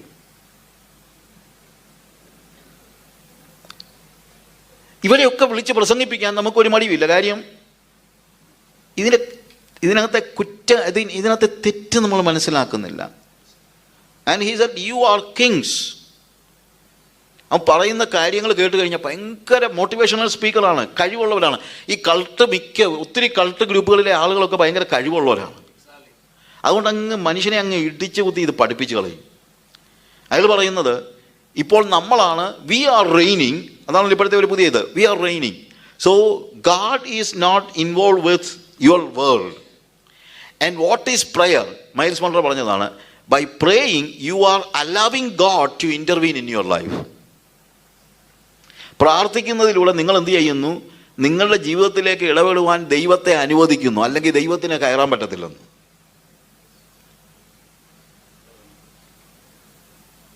ഞാൻ ചിലരുടെ പേരൊക്കെ എടുത്ത് പറയുന്നതിൻ്റെ കാര്യം ഇവിടെയും ഉണ്ട്. ഈ മൈൽസ് മൺറോയുടെ ഉപദേശങ്ങൾ പഠിപ്പിക്കുന്ന പല ആളുകൾ, അവരുടെ അനുയായികൾ. അതുകൊണ്ടാണ് ഞാൻ ഈ വ്യക്തികളുടെ ജീവിതത്തെക്കുറിച്ചൊന്നും ഞാൻ അങ്ങനെ വലിയ കാര്യമായിട്ട് എന്ന് വെച്ച് കഴിഞ്ഞാൽ അത് വെച്ചൊന്നും അല്ല ഞാൻ ആരെയും വിധിക്കുന്നതൊന്നുമല്ല. വിധിക്കുന്നതിന് തെറ്റുള്ളതില്ല എന്നുള്ളതൊന്നും അല്ല എൻ്റെ വിഷയം. പക്ഷേ ഉപദേശത്തിൻ്റെ കാര്യം പറയുമ്പോൾ എനിക്കത് സഹിക്കാൻ പറ്റത്തില്ല. ദൈവവചനത്തിന് വിരുദ്ധമായിട്ടൊരാൾ പ്രസംഗിക്കുമ്പോൾ പേരെടുത്ത് ചിലപ്പോൾ പറഞ്ഞെന്നിരിക്കും. ചിലപ്പോൾ ആളുകൾ ചോദിക്കും എന്തിനാ പേര് പറയുന്നതെന്ന്. ഓരോരുത്തരുടെയും പ്രൈവറ്റ് ലൈഫ് ചകഞ്ഞ നടക്കുമൊന്നുമല്ല ഞാൻ. അതവർ ചിലപ്പോൾ പ്രാർത്ഥിച്ച് ദൈവമായിട്ട് നിലപ്പ് പ്രാപിച്ചാൽ എനിക്കറിയില്ല അതിനെക്കുറിച്ചൊക്കെ. പക്ഷേ ഉപദേശം പഠിപ്പിക്കുമ്പോൾ എനിക്ക് പറഞ്ഞാലേ പറ്റുള്ളൂ. എന്തുകൊണ്ടാണ്? കാര്യം അത് അനേകരെ വഞ്ചിക്കുന്നതാണ്. ആ ഉപദേശത്തിന് വേണ്ടി നമ്മൾ നിവിരെ നിൽക്കേണ്ടത് അത്യാവശ്യമാണ്. നമ്മുടെ സഭകൾ അതിനുവേണ്ടി നിലനിൽക്കേണ്ടത് അത്യാവശ്യമാണ്. അല്ലെങ്കിൽ നമ്മുടെ അടുത്ത തലമുറ നശിച്ചു പോകുന്നുള്ളതിന് യാതൊരു സംശയവുമില്ല. ഇവിടെ ഒരു കാര്യം നമ്മൾ മനസ്സിലാക്കണം, രാജ്യത്തേക്കാൾ വലുതാണ് രാജാവ്. രാജാവില്ലെങ്കിൽ രാജ്യമില്ല. അതുകൊണ്ട് യേശുവിനെ അല്ല പ്രസംഗിക്കേണ്ടത്, യേശു പ്രസംഗിച്ച ദൈവരാജ്യമാണെന്ന് പറയുന്നത് എന്ത് വിഡിതമാണ് ഒന്ന് ആലോചിച്ച് നോക്കിയേ. യേശു ഇല്ലെങ്കിൽ എന്തോന്ന് രാജ്യം? അവനാണ് രാജാവ്. ദൈവം രാജാവാണ്, അവൻ്റെ ഭരണം എനിക്ക് നടക്കണം. പിതാവ് സ്നേഹിക്കുന്ന പിതാവാണ്, പക്ഷേ ആ പിതാവ് രാജാവുമാണ്. അവൻ രാജാവായതുകൊണ്ട് അവൻ്റെ ഭരണം എൻ്റെ ജീവിതത്തിൽ നടക്കണം. പുതിയ നിയമത്തിൻ്റെ കാതലായ തത്വം എന്ന് പറയുന്നത് യേശു നമ്മളെ വീണ്ടെടുത്തു. അത് യേശുവിൻ്റെ ഭാഗത്ത് നിന്ന് യേശു ചെയ്ത രക്ഷണ്യ പ്രവൃത്തി. അവൻ കാൽവറി ക്രൂശിൽ മരിച്ചു, എന്നെ അവൻ വീണ്ടെടുത്തു. രക്ഷണ്യ പ്രവൃത്തി അത് ചെയ്തത് ദൈവമാണ്, യേശുവാണ്. അത് ഇനീഷ്യേറ്റ് ചെയ്തത് യേശുവാണ്. The saving act is initiated by the saviour, not by the person who is saved. ഞാനൊരു കുഴഞ്ഞ ചേറ്റിൽ കിടക്കുകയാണെങ്കിൽ ആ കുഴഞ്ഞ ചേറ്റിൽ കിടന്ന് എനിക്കൊന്നും ചെയ്യാൻ പറ്റില്ല. എൻ്റെ രക്ഷകൻ വന്നെന്നെ പൊക്കിയെടുത്താലേ പറ്റൂ. അതിന് ഇനീഷ്യേറ്റ് ചെയ്യുന്നത് ആരല്ല, ഈ താഴെ കിടക്കുന്ന ആളല്ല. അത് ഇനീഷ്യേറ്റ് ചെയ്തിരിക്കുന്നത് ആര് തന്നെയാണ്? രക്ഷകനാണ്. അതുപോലെ യേശു കർത്താവ് ഞാൻ നരകത്തിലേക്ക് പോകുന്നത് കണ്ടിട്ട് ഈ ഭൂമിയിലേക്ക് ഇറങ്ങി വന്നു, കാൽവറി ക്രൂശിൽ മരിച്ച് എൻ്റെ വീണ്ടെടുപ്പ് സാധ്യമാക്കി. പക്ഷെ സാധ്യമാക്കി എന്ന് പറയുമ്പോഴും ഒരു യൂണിവേഴ്സൽ സാൽവേഷൻ ഇന്നത്തെ ഒരു പ്രശ്നമാണ്. ഇതെല്ലാം പുതിയ പുതിയ ഉപദേശങ്ങൾ വരികയാണ്. യൂണിവേഴ്സൽ സാൽവേഷൻ എന്നു ചോദിച്ചു കഴിഞ്ഞാൽ 2000 വർഷം മുമ്പ് യേശു കർത്താവ് മരിച്ചപ്പോൾ ലോകത്തിലുള്ള എല്ലാവരും രക്ഷിക്കപ്പെട്ടു കഴിഞ്ഞു. ഇതൊക്കെ പുതിയ ഉപദേശമാണ്. നിങ്ങൾ ഇതൊക്കെ കേൾക്കുന്നതുകൊണ്ടായി പറയുന്നത്. പക്ഷെ ഇത് സ്വായത്തമാക്കണമെങ്കിൽ അതിന് ഒരു പ്രോസസ്സുണ്ട്. എന്താണ് പ്രോസസ്സ്? യേശു കാൽവറി ക്രൂശിൽ മരിച്ച അന്നുകൊണ്ട് ലോകത്തിലുള്ള എല്ലാവരുടെയും രക്ഷ സാധ്യമായി തീർന്നു എന്നുള്ളതാണ് സത്യം. അല്ലാതെ രക്ഷ നടന്നു കഴിഞ്ഞു എന്നല്ല, രക്ഷ സാധ്യമായി തീർന്നു. ഞാൻ മൊസാംബിക്കിൽ ആദ്യം ചെല്ലുമ്പോൾ, മൊസാംബിക്കിൽ മപ്പുട്ടോയിൽ ചെന്ന് കഴിഞ്ഞാൽ ഫ്ലൈ ചെയ്ത് എനിക്ക് കിളിമാനി എന്ന് പറയുന്ന സ്ഥലത്ത്, സെമ്പസിയയിലാണ് ഞാൻ താമസിച്ചുകൊണ്ടിരുന്നത്. സെമ്പസിയ പ്രോവിൻസിൽ ചെല്ലാം. ഇപ്പോഴവിടെയല്ല, ഞാൻ ടാൻസാനിയയിലാണ്. അപ്പോൾ സെമ്പസിയ പ്രോവിൻസിൻ്റെ ഒരു പ്രശ്നം എന്ന് ചോദിച്ചു കഴിഞ്ഞാൽ, ബൈ റോഡ് ഇതിനെ ലിങ്ക് ചെയ്തിട്ടില്ല. ഞാൻ ചെല്ലുന്ന സമയത്ത് ലിങ്ക് ചെയ്തിട്ടില്ല. ഒരു വലിയ റിവർ അതിനിടയ്ക്കുണ്ട്. അതുകൊണ്ട് എല്ലാ ഫ്രൂട്ട്സ് ഉൾപ്പെടെയുള്ള സാധനം വരണമെങ്കിൽ ഒന്നീ കപ്പലേ വരണം, അല്ലെങ്കിൽ ഈ ഫ്ലൈറ്റിന് വരണം. അതുകൊണ്ട് ഭയങ്കര എക്സ്പെൻസീവാണ്. പക്ഷേ ഞാനുള്ള താമസിച്ചുകൊണ്ടിരിക്കുന്ന സമയത്ത് ഒരു പാലം പണിതു. സെമ്പസിയ റിവറിൻ്റെ ഒരു സൈഡിൽ നിന്ന് മറ്റേ സൈഡ് വരെ വലിയൊരു പാലം പണിതു. പക്ഷേ മൊസാംബിക്കിലെ ഈ സെമ്പസിയ പ്രോവിൻസിലുള്ളവരെല്ലാം പാവങ്ങളാണ്. അവിടെ പത്രവും ടി വിയും ന്യൂസും ഒന്നും ഇല്ലാത്ത സ്ഥലങ്ങളാണ്. ഈ പാലം പണിത് കഴിഞ്ഞിട്ട്, അപ്പോൾ ഞാൻ പറയുന്നത്, ഈ പാലം പണിതത് മുതൽ സെമ്പസിയയിലുള്ള ആർക്ക് വേണമെങ്കിലും ഈ പാലത്തെ കൂടെ എവിടെ പോകാൻ പറ്റും? മപ്പുട്ടോയ്ക്ക് പോകാം. പക്ഷേ പാലം പണിതത് കൊണ്ട് ഇപ്പുറത്തുള്ളവരെല്ലാം അക്കരെ ചെന്നോ? ഇല്ല. അക്കരെ ചെല്ലണമെങ്കിൽ ഓരോരുത്തരും ഈ പാലത്തെ കൂടെ കയറി അക്കരെ ചെല്ലണം. യേശു കർത്താവ് കാൽവറി ക്രൂശിൽ മരിച്ചതും ആ ദിവസം തന്നെ മനുഷ്യന് ദൈവത്തോട് ആക്സസ് ഉണ്ടായി. പക്ഷെ അത് പാലം പണിതതുപോലെ ഉള്ളൂ. അതുകൊണ്ട് ഇപ്പുറത്തുള്ളവരെല്ലാം അപ്പുറത്തായില്ല. ഇപ്പുറത്തുള്ള ഓരോരുത്തരും ഈ പാലത്തിൽ വിശ്വസിച്ച് അത് പ്രായോഗികമായിട്ട് ഈ പാലത്തെ കൂടെ കയറി അക്കരെ ചെന്നാലേ മപ്പുട്ടോയ്ക്ക് പോകാൻ പറ്റുള്ളൂ. 2000 വർഷം മുമ്പ് യേശു കർത്താവ് കാൽവറി ക്രൂശിൽ മരിച്ചപ്പോൾ മനുഷ്യവർഗത്തിൻ്റെ രക്ഷ സാധ്യമായി തീർന്നു. എന്നാൽ ആ രക്ഷ പ്രായോഗികമാകണമെങ്കിൽ ഓരോരുത്തരും ഈ പാലത്തെ കൂടെ കയറണം. പക്ഷെ പ്രശ്നം എന്നാ? ഇന്നും സെമ്പസിയയുടെ പല മൂലകളിലും ഈ പാലം പണിതതിനെ കുറിച്ച് കേട്ടിട്ട് പോലും ഇല്ലാത്ത പാവങ്ങളുണ്ട്. ഞാൻ പറഞ്ഞ സെമ്പസിയയിലെ കാര്യം, ഞാൻ ആഫ്രിക്കയിലെ കാര്യമാണ് പറഞ്ഞത്. എന്നതുപോലെ 2000 വർഷം മുമ്പ് യേശു കർത്താവ് കാൽവറി ക്രൂശിൽ മരിച്ചതോടെ ഇന്നിപ്പോൾ ദൈവത്തോട് നമുക്ക് ആക്സസ് ഉണ്ട് എന്നുള്ള യാഥാർത്ഥ്യം തിരിച്ചറിയാത്ത കോടിക്കണക്കിന് ആളുകൾ ലോകത്തിൻ്റെ വിവിധ സ്ഥലങ്ങളിലുണ്ട്. നമ്മുടെ ചുമതലയാ പാലം പണിത വിവരം പോയി പറയാൻ. ഹല്ലേലൂയ. അവരെ കൂടെ കൈപിടിച്ച് കൊണ്ടുപോകണം, അവരെ കൂടെ കയറ്റിക്കൊണ്ട് പോകണം. അതിനെ കർത്താവ് നമ്മളെ ഈ ഭൂമിയിൽ ആക്കിയിരിക്കുന്നതെന്ന് നമ്മൾ മനസ്സിലാക്കണം. ഓക്കെ, നമ്മൾ യേശു കർത്താവിൻ്റെ കാൽവറി ക്രൂശിലൂടെ നമ്മൾ രക്ഷിക്കപ്പെട്ട് കഴിഞ്ഞാൽ അത് ദൈവത്തിൻ്റെ ഭാഗത്തു നിന്ന് ചെയ്യുന്ന കാര്യമാണ്. അത് വിശ്വാസത്താൽ. ഇപ്പം താഴെ കുഴിയിൽ കിടക്കുന്ന ഒരു വ്യക്തിയെ സംബന്ധിച്ചിടത്തോളം ആ കുഴിയിൽ കിടക്കുന്ന വ്യക്തി മുകളിൽ കയറണമെങ്കിൽ അയാൾ നിശ്ചയിച്ചാൽ പറ്റത്തില്ല. മുകളിൽ നിൽക്കുന്ന രക്ഷകൻ നിശ്ചയിച്ചാലേ പറ്റുള്ളൂ. രക്ഷകൻ എന്ത് ചെയ്യുന്നു? ഒരു കയറ് താഴോട്ട് ഇട്ട് കൊടുക്കുന്നു. അപ്പോൾ നമ്മൾ എന്ത് ചെയ്യുന്നു? ഈ കയറേൽ കയറി പിടിച്ച് ഒരു പക്ഷേ ഒരു പക്ഷേ രക്ഷകൻ പറയുമായിരിക്കും, നിൻ്റെ തോളിലൂടെ അതിട. എന്നിട്ട് നമ്മൾ കയറുകയല്ല, പിടിച്ച് കയറുകയല്ല. എന്താണ്? രക്ഷകൻ അത് പൊക്കി നമ്മളെ എടുക്കുകയാണ്. അപ്പോൾ രക്ഷ എന്ന് പറയുന്നത് കൃപയാണ്. കൃപയാലല്ലോ വിശ്വാസം മൂലം നാം രക്ഷിക്കപ്പെട്ടിരിക്കുന്നത്. നമുക്ക് എന്തോ ഒരു തെറ്റിദ്ധാരണയുണ്ട്, വിശ്വാസത്താലാണ് നമ്മൾ രക്ഷിക്കപ്പെട്ടതെന്ന്. അങ്ങനല്ല ഇവിടെ പറയുന്നത്. വിശ്വാസത്താൽ നീതീകരണം നടക്കുന്നെങ്കിലും രക്ഷ നടക്കുന്നത് കൃപയാലാണ്. എന്താണ് വിശ്വാസം? വിശ്വാസം ചിലപ്പോൾ ആളുകൾ പറയും ഈ താഴോട്ട് വീണ കയറാണെന്ന്. അതുമല്ല വിശ്വാസം. താഴോട്ട് കയറിട്ടത് കൊണ്ട് മാത്രം ആരും മുകളിൽ കയറത്തില്ല.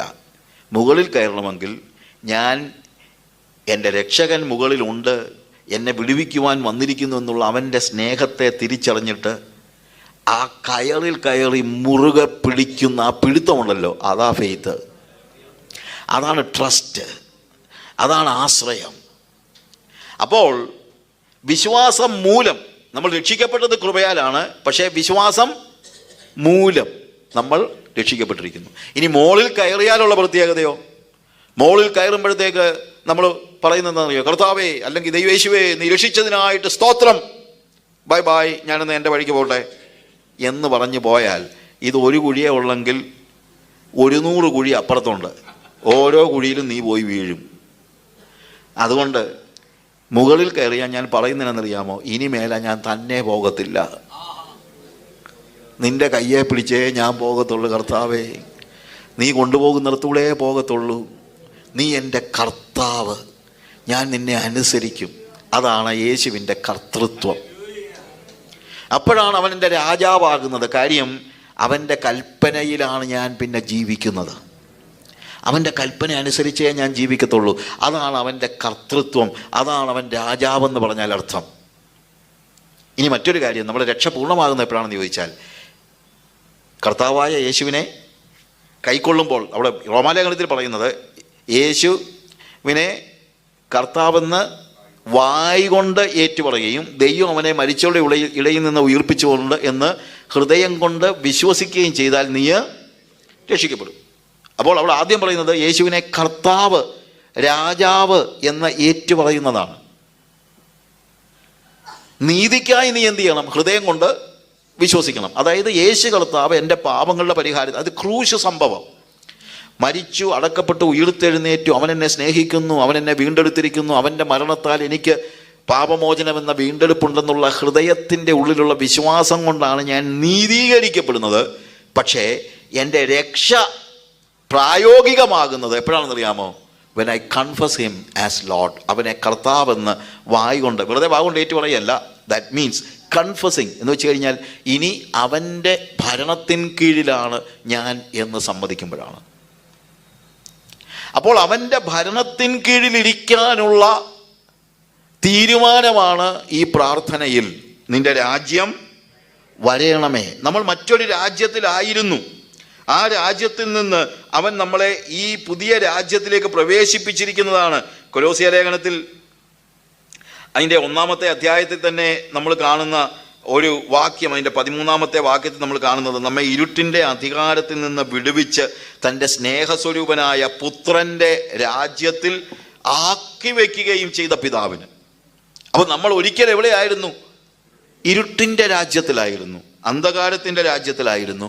പക്ഷേ ഇപ്പോൾ നമ്മൾ എങ്ങോട്ട് വന്നിരിക്കുന്നു? പുത്രൻ്റെ രാജ്യത്തിലേക്ക്. എന്താ അതിൻ്റെ അർത്ഥം? പുത്രൻ്റെ രാജ്യത്തിൽ ആരാ രാജാവ്? പുത്രനാണ്. യേശുവാണ് രാജാവ്. അവൻ രാജാവാണെങ്കിൽ രാജാവിൻ്റെ ഇഷ്ടമാണ് രാജ്യത്ത് നടക്കുന്നത്. ഇനിയിപ്പോൾ എനിക്ക് എൻ്റെ ആഗ്രഹങ്ങളോ താല്പര്യങ്ങളോ ഒന്നുമില്ല. മുഴുവനും ആരുടെ കൽപ്പന അനുസരിച്ച് ഞാൻ ജീവിക്കുന്നു? യേശുവിൻ്റെ കൽപ്പന അനുസരിച്ചാണ് ഞാൻ ജീവിക്കുന്നത്. കാരണം അവനാണ് രാജാവ്.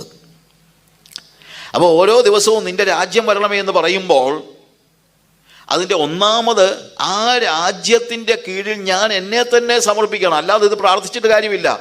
I M confusing Jesus as Lord. യേശുവേ, യു ആർ മൈ കിങ്. നീ എൻ്റെ രാജാവ്, എന്നെ ഭരിക്കണമേ.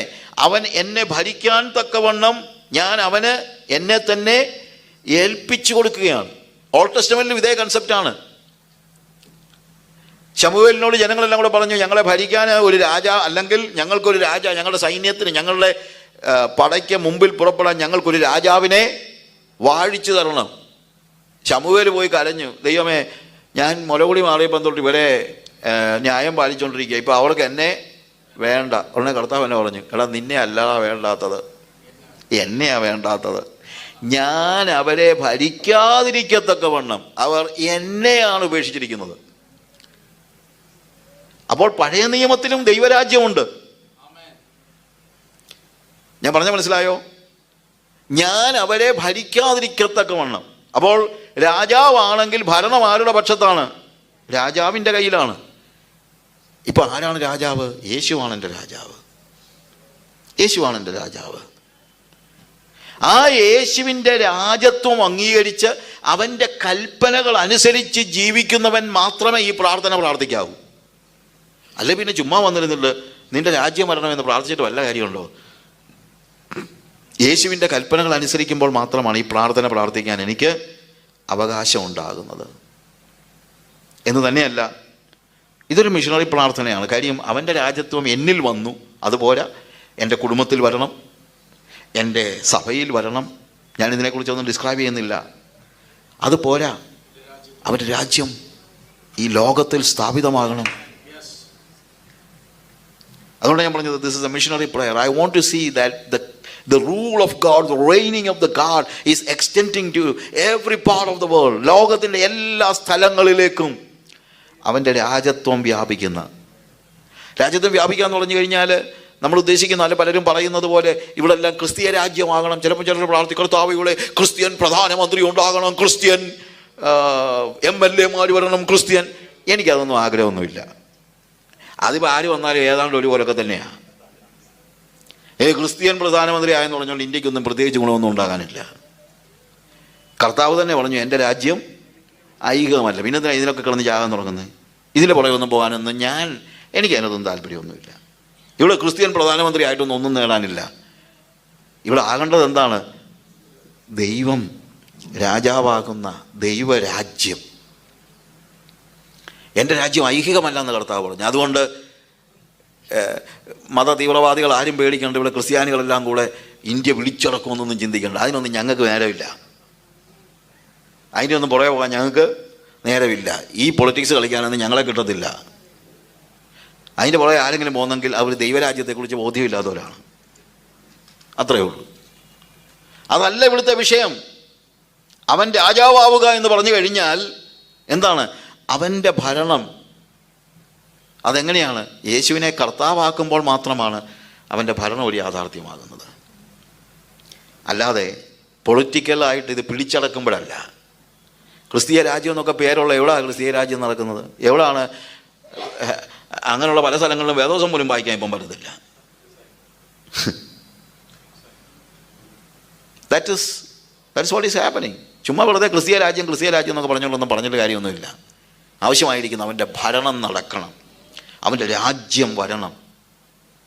അടുത്തത്, അവൻ്റെ ഇഷ്ടം സ്വർഗത്തിലെ പോലെ ഭൂമിയിലാകണം.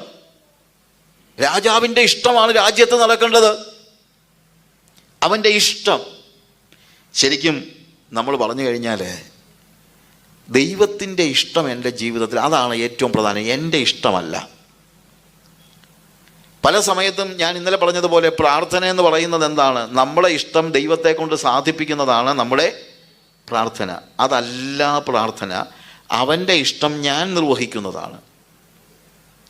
അതുകൊണ്ട് ഞാൻ പ്രാർത്ഥിക്കുന്നതാണ്, കർത്താവേ നിൻ്റെ ഇഷ്ടം എന്താണെന്നുള്ളത് പറ, പിന്നെ അത് നിർവഹിക്കാനുള്ള കഴിവുകൾ എനിക്ക്, അല്ലെങ്കിൽ കൃപകൾ എനിക്ക് തരണം. എൻ്റെ ജീവിതത്തിലെ ആഗ്രഹം അതാണ്. ലെറ്റ് ദൈ വിൽ ബി ഡൺ. അവൻ്റെ ഇഷ്ടം നടക്കണം. അതാണ് ശരിയായിട്ടുള്ള പ്രാർത്ഥന. പ്രാർത്ഥന 3 വിധമുണ്ടെന്ന് സാധാരണ പറയാറുണ്ട്. ഒന്ന്, നമ്മൾ പോയി പ്രാർത്ഥിക്കുന്ന സാധാരണ പ്രാർത്ഥന, കർത്താവേ എൻ്റെ ഇഷ്ടം നടക്കണേ, let my will be done. അതാണ് കോമൺ പ്രാർത്ഥന. രണ്ടാമത്തെ പ്രാർത്ഥന, കർത്താവേ നിൻ്റെ ഇഷ്ടം നടക്കണമേ. അതാണ് കൃത്യമായ ശരിയായ പ്രാർത്ഥന. മൂന്നാമത് ഒരു പ്രാർത്ഥനയുണ്ട്. എന്നാന്ന് ചോദിച്ചു കഴിഞ്ഞാൽ, കർത്താവിനോട് പറയും, കർത്താവേ എൻ്റെ ഇഷ്ടം നടക്കണമെന്ന് എനിക്കിങ്ങോട്ട് പറയാൻ പറ്റുന്നില്ല, നിൻ്റെ ഇഷ്ടം നടന്നാൽ മതി, പക്ഷേ നിൻ്റെ ഇഷ്ടം എനിക്ക് അത്ര അങ്ങോട്ട് പിടിക്കുന്നില്ല, അതുകൊണ്ട് ചേഞ്ച് ദൈ വിൽ, നിൻ്റെ ഇഷ്ടം ഒന്ന് വ്യത്യാസപ്പെടുത്തണേ എന്ന് വെച്ച് കഴിഞ്ഞാൽ അർത്ഥം ഒന്നേ ഉള്ളൂ, നിൻ്റെ ഇഷ്ടം എൻ്റെ ഇഷ്ടം പോലെ ആക്കണമെന്നാണ് അർത്ഥം. പിന്നൊന്നുണ്ട്, അങ്ങ് ബലം പിടിച്ച് പ്രാർത്ഥിച്ച് കർത്താവിനെ അങ്ങോട്ടും ഇങ്ങോട്ടും വിടാതിരിക്കുമ്പോൾ കർത്താവ് പറയും, എന്നാ പിന്നെ നിൻ്റെ ഇഷ്ടം പോലെ ആകട്ടെന്ന്. Permissive will. അത് ഭയങ്കര അപകടമാണ്. ആവശ്യമുള്ള എന്താണെന്നറിയാമോ? ലെറ്റ് ദൈ വിൽ ബി ഡൺ. അവൻ്റെ ഇഷ്ടം എൻ്റെ ജീവിതത്തിൽ നിർവഹിക്കപ്പെടുമാറാകട്ടെ. അതിനെ ഞാൻ പ്രാർത്ഥിക്കുന്നു. എൻ്റെ ജീവിതത്തിൽ, എൻ്റെ കുടുംബത്തിൽ, എൻ്റെ സഭയിൽ അവൻ്റെ ഇഷ്ടം നിർവഹിക്കപ്പെടുന്ന അതാണ് ഏറ്റവും പ്രധാനപ്പെട്ടതായ കാര്യം. വേറെ ഒന്നുമില്ല. സ്വർഗത്തിൽ പോകുന്നത് പോലെ അതാണ്. എന്നോട് കർത്താവേ കർത്താവേ എന്ന് വിളിക്കുന്ന ഏവനുമല്ല, മത്തായി സുവിശേഷം 7-ാം അധ്യായത്തിൻ്റെ 23 വാക്യങ്ങളിൽ, എൻ്റെ പിതാവിൻ്റെ ഇഷ്ടം ചെയ്യുന്നവനാണ് ദൈവരാജ്യത്തിൽ പ്രവേശിക്കുന്നത്. അതുകൊണ്ട് അവൻ്റെ ഇഷ്ടം അറിയാനും അനുസരിക്കാനുമുള്ള വലിയ അഭിവാഞ്ചയോടുകൂടെ വേണം ഞാൻ മുട്ടുമടക്കാനായിട്ട്. അല്ലാതെ എൻ്റെ ഇഷ്ടം സാധിപ്പിക്കാൻ വേണ്ടിയല്ല, അവൻ്റെ ഇഷ്ടം അറിയാൻ, അവൻ്റെ ഇഷ്ടം അനുസരിക്കാനായിട്ട്. പിന്നെയുള്ള കാര്യങ്ങൾ ഞാൻ പറഞ്ഞല്ലോ, പേഴ്സണലി നമ്മളെ കാര്യങ്ങളിലേക്ക് നമ്മൾ കടക്കുമ്പോൾ അവിടെ കാണുന്നത്, ഞങ്ങൾക്ക് ആവശ്യമുള്ള ആഹാരം ഇന്ന് ഞങ്ങൾക്ക് തരണമേ. രണ്ട് കാര്യങ്ങളെ ഞാൻ പെട്ടെന്ന് പറയട്ടെ. ഒന്ന്, ഞങ്ങൾക്ക് ആവശ്യമുള്ള, അല്ലാതെ എനിക്ക് ആവശ്യമുള്ളതല്ല, ഞങ്ങൾക്ക്. ഞാൻ പറഞ്ഞാൽ അങ്ങനെയുള്ളൂ പ്രാർത്ഥന. അതായത് എൻ്റെ ആവശ്യങ്ങൾക്ക് വേണ്ടി അല്ല ഞാൻ പ്രാർത്ഥിക്കുന്നത് ഞങ്ങളുടെ ആവശ്യത്തിന് വേണ്ടിയാണ്. എൻ്റെ സഭയിലെ, എൻ്റെ സമൂഹത്തിലെ, ഞങ്ങൾക്ക് എന്ന് പറയുന്ന നമുക്ക് ബോധ്യമുള്ള എല്ലാവരുടെയും ആവശ്യങ്ങൾക്ക് വേണ്ടി ഞാൻ പ്രാർത്ഥിക്കുകയാണ്. അല്ലാതെ എൻ്റെ ആവശ്യങ്ങൾക്ക് വേണ്ടിയുള്ള പ്രാർത്ഥനയേ അല്ല. അങ്ങനെ പ്രാർത്ഥിക്കാനേ കർത്താവ് പഠിപ്പിക്കുന്നുള്ളൂ. Give us our daily bread. Give us. എൻ്റെ ആവശ്യം, ഗുസ്താവോ ഗുട്രസ് എന്ന് പറയുന്ന ഒരു തിയോളജിനുണ്ട്, അദ്ദേഹം പറഞ്ഞൊരു വാചകമുണ്ട്, my bread is my physical need. എൻ്റെ ആഹാരം എൻ്റെ ശാരീരിക ആവശ്യമാണ്. Bread for my brother is my spiritual need. എൻ്റെ സഹോദരൻ്റെ ആഹാരം എൻ്റെ ആത്മീക ആവശ്യമാണ്. എൻ്റെ ആഹാരം എൻ്റെ ശാരീരിക ആവശ്യമാണ്, എൻ്റെ സഹോദരൻ്റെ ആഹാരം എൻ്റെ ആത്മീക ആവശ്യമാണ്. ഒരു സ്വത്രവും ഇല്ല. ഇതൊക്കെ മനസ്സിലാക്കി വേണം പ്രാർത്ഥിക്കാൻ. നമ്മൾ പോയി പ്രാർത്ഥിക്കുന്ന ആരുടെ ആവശ്യത്തിന് വേണ്ടിയാണ്? ഞങ്ങളുടെ എന്ന് പറയാൻ നമുക്ക് എന്ത് പറ്റും എന്ന് തന്നെയല്ല. ഒരു കാര്യങ്ങളുണ്ട്, ചിലപ്പം നമ്മൾ പ്രാർത്ഥിക്കുമ്പോൾ ഞങ്ങൾക്ക് ആവശ്യമുള്ള ആഹാരം തരണമെന്ന് പ്രാർത്ഥിച്ചാൽ ചിലപ്പം ദൈവം ഒരു 10 പേരുടെ ആഹാരം അങ്ങ് തന്നിരിക്കും. അന്നേരം എല്ലാം കൂടെ തിന്നരുത്, 10 പേർക്ക് കൊണ്ട് കൊടുത്തോണം. ഈ ദൈവത്തിന് ചിലപ്പോൾ അങ്ങനത്തെ ചില കളികളൊക്കെ ഉണ്ട്. എന്നാന്നറിയാമോ? നീ പ്രാർത്ഥിച്ചതല്ലയോ, കർത്താവേ ഞങ്ങളുടെ സഭയിലെ എല്ലാ മനുഷ്യരെയും നീ കാണണമേ, അവരുടെ ആവശ്യങ്ങളൊക്കെയും ചിലപ്പം സഭയിലുള്ള എല്ലാവർക്കും വേണ്ടിയുള്ളത് നിൻ്റെ തന്നിരിക്കും. കൊണ്ട് പൂത്തി വെക്കരുത്. എന്ത് ചെയ്തോണം? കൊണ്ട് കൊടുത്തോണം. അങ്ങനെ ദൈവം പലരെ ഏൽപ്പിച്ചിട്ടുണ്ട്, കൊടുക്കാതെ വെച്ചോണ്ടിരിക്കുക. എന്നിട്ട് പിന്നെയും പ്രാർത്ഥിക്കുക ആഹാരം തരണമെന്ന്. ആദ്യം കിട്ടിയതൊന്ന് കൊടുക്കുക. ഒരു വീട്ടിലെ ഒരു കാശുകാരനാ എന്നും പ്രാർത്ഥിക്കും, കർത്താവേ അനേക പട്ടിണി കിടക്കുന്നവരെ, പാവങ്ങൾ, ഭക്ഷിക്കാനില്ലാത്ത അവർക്കെല്ലാം ഭക്ഷണം കൊടുക്കണമേ, കർത്താവേ ആഹാരം കൊടുക്കണമേ, ദരിദ്രരായ ഞങ്ങളുടെ സഹോദരങ്ങൾ അവരെ നീ സഹായിക്കണമേ എന്നൊക്കെ പ്രാർത്ഥിക്കും. 5 പൈസ ഒരു മനുഷ്യനും കൊടുക്കത്തില്ല. ഒരു ദിവസം ചെറുക്കൻ പറഞ്ഞു, daddy can you give me the key of your wardrobe, നിൻ്റെ അലമാരയുടെ താക്കോൽ എന്ന് തരാമോ? എന്തിനാണ്? അല്ല, ഈ പ്രാർത്ഥനയ്ക്ക് ഞാൻ തന്നെ ഉത്തരം കണ്ടുപിടിച്ചോളാമെന്ന്.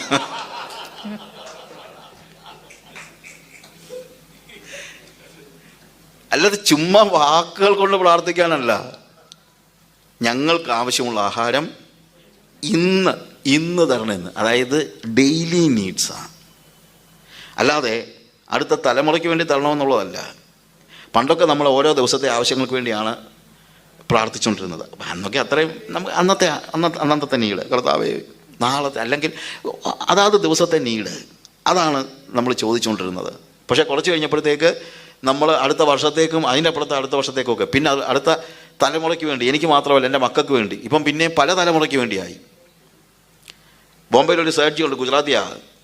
അയാൾക്ക് ഒത്തിരി കമ്പനികളെല്ലാം ഉണ്ട്. ഒരു ദിവസം അയാൾ ചാർട്ടർ അക്കൗണ്ടന്റിനെ വിളിച്ചിട്ട് ചോദിച്ചു, എടോ ഇനി 1 രൂപയും ഞാൻ ഉണ്ടാക്കിയില്ലെങ്കിലും എനിക്ക് എത്രാമത്തെ തലമുറ വരെ ആവശ്യത്തിനുള്ള പണം ഉണ്ടായിട്ടുള്ളത് താനൊന്ന് കാൽക്കുലേറ്റ് ചെയ്യണം.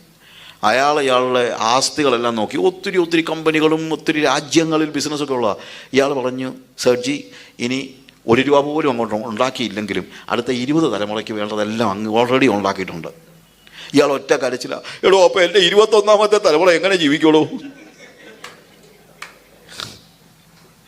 ഇന്നത്തെ പ്രശ്നം അതാ, 21ാമത്തെ തലമുറയൊക്കെയാണ്. പ്രിയമുള്ളവരെ, ഇതൊന്നും കർത്താവ് പഠിപ്പിച്ച പ്രാർത്ഥനയല്ല. കർത്താവ് പഠിപ്പിച്ച പ്രാർത്ഥന, ഞങ്ങൾക്ക് ആവശ്യമുള്ള ആഹാരം, അതും എനിക്കല്ല, ഞങ്ങൾക്ക് ആവശ്യമുള്ള ആഹാരം ഇന്ന് ഞങ്ങൾക്ക് തരണമേ. ഇന്നത്തെ ആവശ്യം. ഇന്നത്തെ എന്ന് പറയുമ്പോഴത്തേക്ക് ഇറ്റ് ഡസൻറ്റ് മീൻ എത്ര ഗ്രാം അരി ഇന്ന് വേണം, അതൊന്നും അല്ല ഇന്നത്തെ വിഷയം. നമ്മളെ നിയർ കാര്യം, നമ്മളെ ഏറ്റവും അടുത്ത ദിവസങ്ങളിലേക്കുള്ള ദാറ്റ്സ് ഇനഫ്. അതിനെക്കുറിച്ച് മാത്രം ആലോചിച്ചാൽ മതി. ബാക്കിയുള്ള കാര്യത്തെക്കുറിച്ചൊന്നും വറി ചെയ്യേണ്ട കാര്യമൊന്നും ഇല്ല. വറി ചെയ്യാനേ പാടില്ല എന്നാണ് പറയുന്നത്. ചിന്തിക്കാം, വറി ചെയ്യാൻ പാടില്ല. ചിന്തിക്കരുതെന്ന് പറയത്തില്ല. ഞാൻ ചിലപ്പം പറയാറുണ്ട്, സഹോദരിമാരൊക്കെ ഞാൻ പറയാറുണ്ട്, നാളെ ദോശ ഉണ്ടാക്കണമെങ്കിൽ നാളെ ആലോചിച്ചാൽ പറ്റുകയില്ല, ഇന്ന് ആലോചിച്ചാലേ പറ്റുള്ളൂ അല്ലേ. നാളെ ദോശ ഉണ്ടാക്കണമെങ്കിൽ ഇന്ന് ചിന്തിച്ചാലേ പറ്റുള്ളൂ. പക്ഷേ ചിന്തിക്കരുതെന്നല്ല, എന്ത് ചെയ്യാൻ പാടില്ല, വറി ചെയ്യാൻ പാടില്ല. നാളെ എന്തോ ഉണ്ടാക്കും എന്നൊന്നും ചിന്തിക്കേണ്ട കാര്യമൊന്നുമില്ല. നാളെ ഇല്ലയോ, കർത്താവ് തരും. ഓരോ ദിവസവും കർത്താവ് തരും. അതാത് സമയത്ത് ആവശ്യമുള്ളത് കർത്താവ് തരും. അവൻ നിങ്ങളുടെ ആവശ്യങ്ങളൊക്കെ, my God shall supply all your needs according to his riches in glory, not greeds. Needs തരാമെന്നേ കർത്താവ് വാഗ്ദാനം ചെയ്തിട്ടുള്ളൂ, ഗ്രീഡ്സ് തരാമെന്ന് വാഗ്ദാനം ചെയ്തിട്ടില്ല. അതുകൊണ്ട് അത് വേണ്ട, ഗ്രീഡ്സ് ഒന്നും വേണ്ട, നീഡ്സ് അത് കർത്താവ് നമുക്ക് നിർവഹിച്ച് തരും. പിന്നെ വലിയൊരു സുഖമാണ് അതാത് ദിവസത്തേക്കൊക്കെ കിട്ടുക എന്ന് പറയുന്നത്. ഭയങ്കര സുഖമാണ്. അപ്പോഴാണ് കർത്താവിന് ശരിക്കും നമുക്ക് നന്ദി പറയാൻ കഴിയുന്നത്. ഇപ്പം എന്താണ്, ഉണ്ടെങ്കിലും ഇല്ലെങ്കിലും, ഇപ്പോൾ പിള്ളേർക്കൊക്കെ നമ്മൾ പ്രാർത്ഥിക്കണം എന്ന് പറഞ്ഞാൽ പോലും വെറുതെ ഇല്ലാത്ത കാര്യമൊന്നും പറഞ്ഞിട്ട് കാര്യമില്ല. അല്ലേ, കള്ളം പറയരുത്.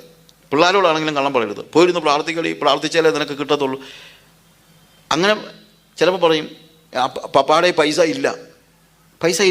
ഇല്ലെങ്കിലേ ഇല്ലെന്ന് പറയാം. ഉണ്ടെങ്കിൽ പിള്ളേരോട് നമ്മൾ പൈസ ഉണ്ട്, പക്ഷേ നമ്മൾ സ്പെൻഡ് ചെയ്യുന്നത്, ഞാൻ പിള്ളേരോടൊക്കെ പറഞ്ഞത്, ഇപ്പോൾ എൻ്റെ പൈസ ഇല്ലെന്ന് പറഞ്ഞാൽ എൻ്റെ പിള്ളേർ വിശ്വസിക്കും. അങ്ങനെ പറയേണ്ട കാര്യമില്ലല്ലോ. എൻ്റെ പിള്ളേർക്ക് അറിയാം എൻ്റെ കാശുണ്ടെന്നുള്ളത്. അപ്പോൾ പിന്നെ ഞാൻ എന്താ പറയുന്നത്, മോളെ we have enough money but it is God's money. അതെങ്ങനെ സ്പെൻഡ് ചെയ്യണമെന്നുള്ളത് നമ്മൾ ദൈവത്തോട് ചോദിച്ചാണ് ചെയ്യേണ്ടത്. ഇതൊക്കെയാണ് ഞാൻ വീട്ടിൽ പഠിപ്പിച്ചിട്ടുള്ളത്. അങ്ങനെ തന്നെയാണ് ഞങ്ങളെ പിള്ളേർ പഠിച്ചതും. ഞങ്ങളും അങ്ങനെ തന്നെയാണ് ജീവിക്കുന്നത്. V ask God. ഞങ്ങൾ കർത്താവിനോട് ചോദിക്കുന്നു, എന്താ ഞാൻ ചെയ്യേണ്ടത്? ദൈവം എന്നെ പഠിപ്പിച്ച കാര്യം ഇതാണ്. ഇഷ്ടംപോലെ പൈസ ഉള്ളപ്പോൾ ഞാൻ ചോദിക്കുന്നത്, കർത്താവ് ഇത് ആർക്ക് വേണ്ടിയാണ്? ഇത് എൻ്റെ നീ എന്തിനാണ് തന്നത്?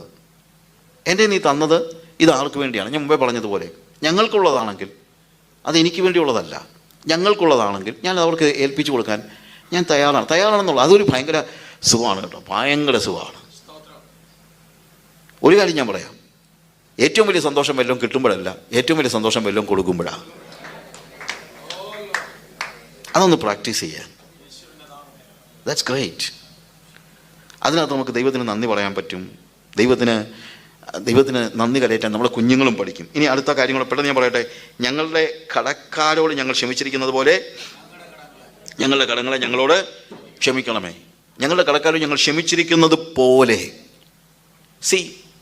ക്ഷമ എന്ന് പറയുന്നത് ഈ വാക്യത്തിനകത്ത് നമുക്കൊരു പ്രോബ്ലം ഉണ്ട്. അതായത് കർത്താവിൻ്റെ അടുത്ത് നമ്മൾ ചെന്നപ്പോഴത്തേക്ക് കർത്താവ്, നീ ആദ്യം പോയി നിൻ്റെ കടക്കാരോടെല്ലാം ക്ഷമിക്കുക, അത് കഴിഞ്ഞിങ്ങോട്ട് വാ എന്ന് പറഞ്ഞില്ല.